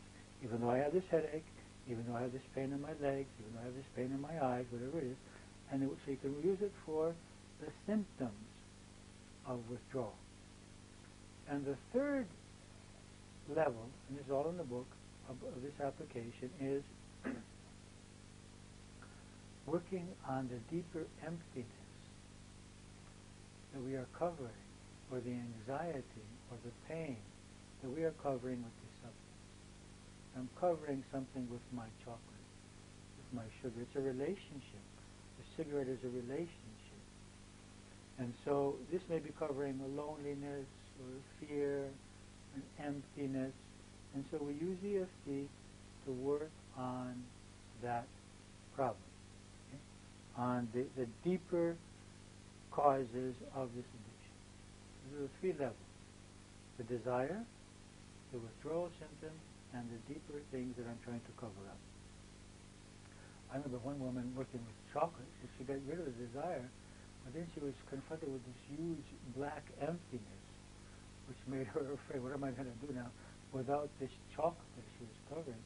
So we had to work through that emptiness. Now, there was a question at the break about can you work with positive affirmations? Yes, you can.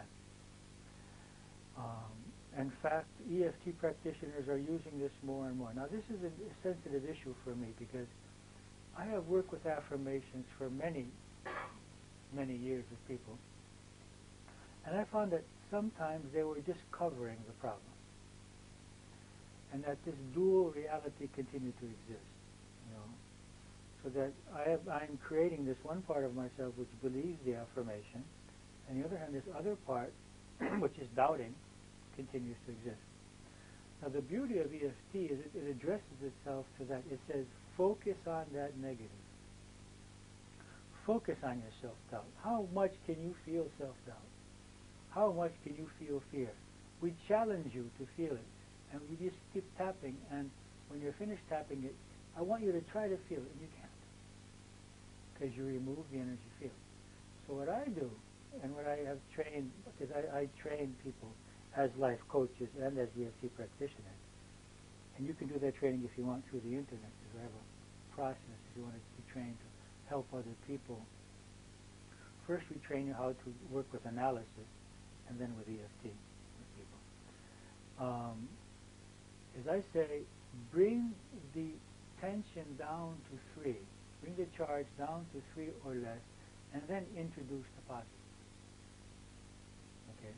So in such a case, what we'll be tapping this fear, this fear, this fear, and then we say, I feel totally secure in my faith, or I feel totally secure in life, or I feel my self-worth independent of what is happening around me. So what we do is we employ the EFT focusing on the negative until we get the emotional charge down to about a 3, and then we ask the person to choose an affirmation. And then we tap saying the affirmation. And that saying the affirmation while tapping seems to install it much more deeply, because I'm moving the energy as I'm repeating and focusing on the affirmation, and it's going deeper and deeper. This is similar to EMDR. I don't know if you've ever heard of that, but by moving the eyes, you get in touch with the emotional charge, and you have to bring that down to 0. I say to 3 or less. And then by the same movement of the eyes, you install the new positive belief. Sometimes we have to help people find the positive belief. Sometimes they've lost the ability to think positively. Or they may say it in a way which is better cumbersome, and we would help them find a more concise and more powerful and all-encompassing affirmation.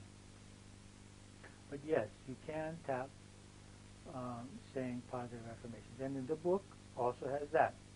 For each issue, it gives you the original traditional EFT phrase, and then it presents you to alternative phrases in which you say, even though until now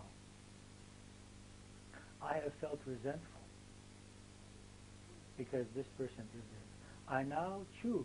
So I put the way I have felt into the past, even though until now, I now choose to understand that this person is suffering.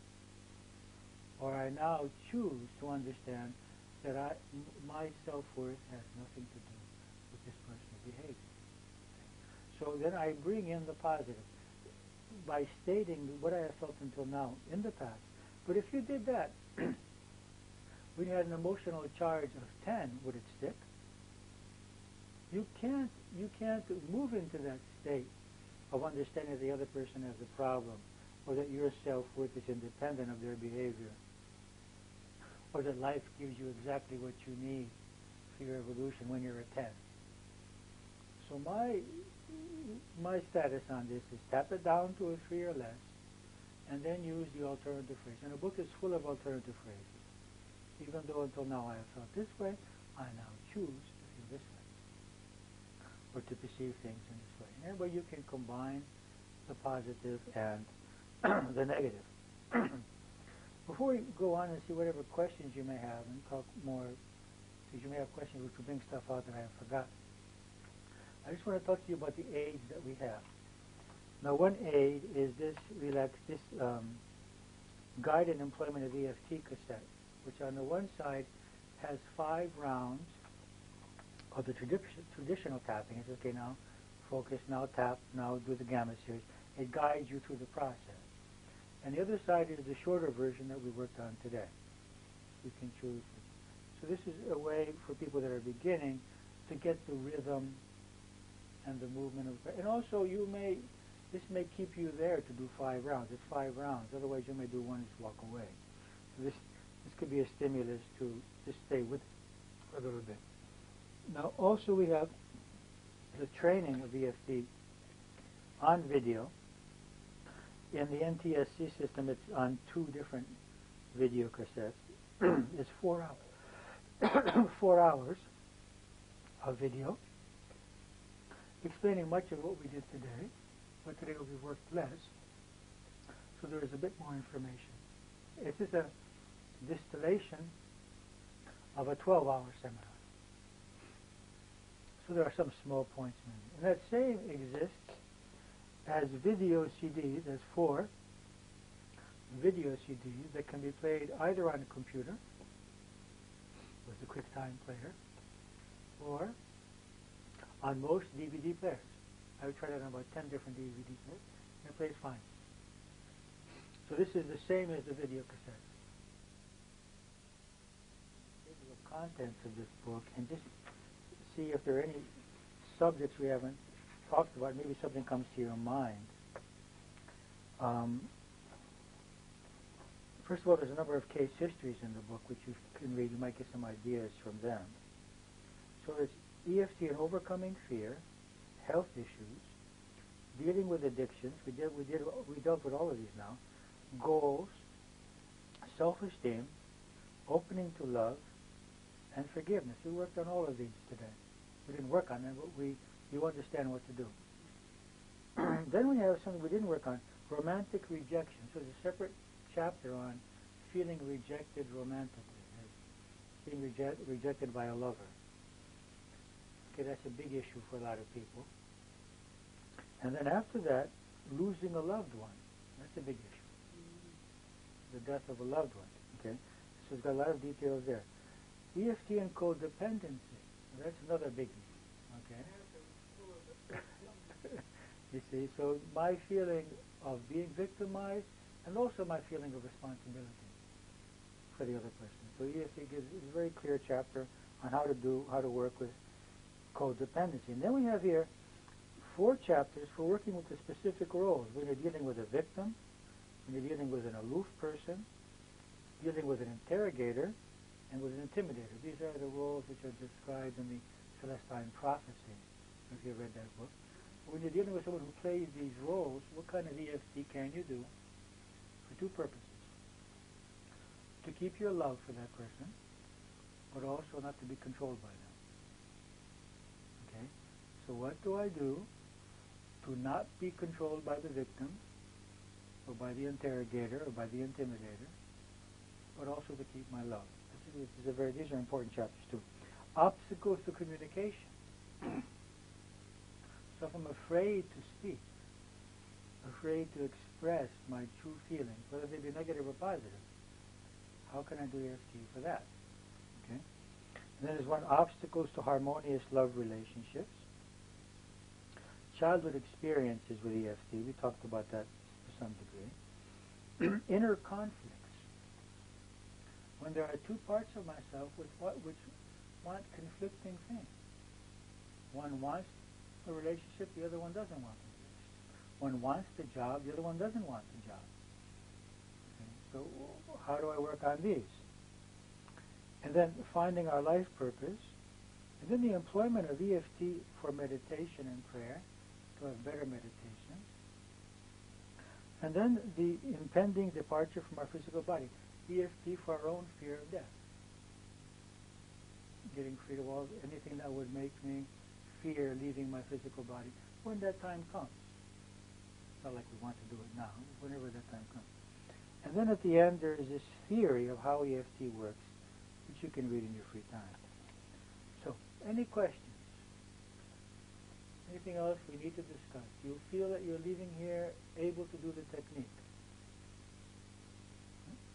Okay, now, in each of your books, did you get the book? You're going to get it today? I would suggest that you do. You will take this video CD also, which shows the technique again, so you can look at it again. Okay? And every book will have this now. So you will have no problem remembering how to do it. And I would also suggest this, because you can't put on a video all the time. This helps you just to go through the cassette player.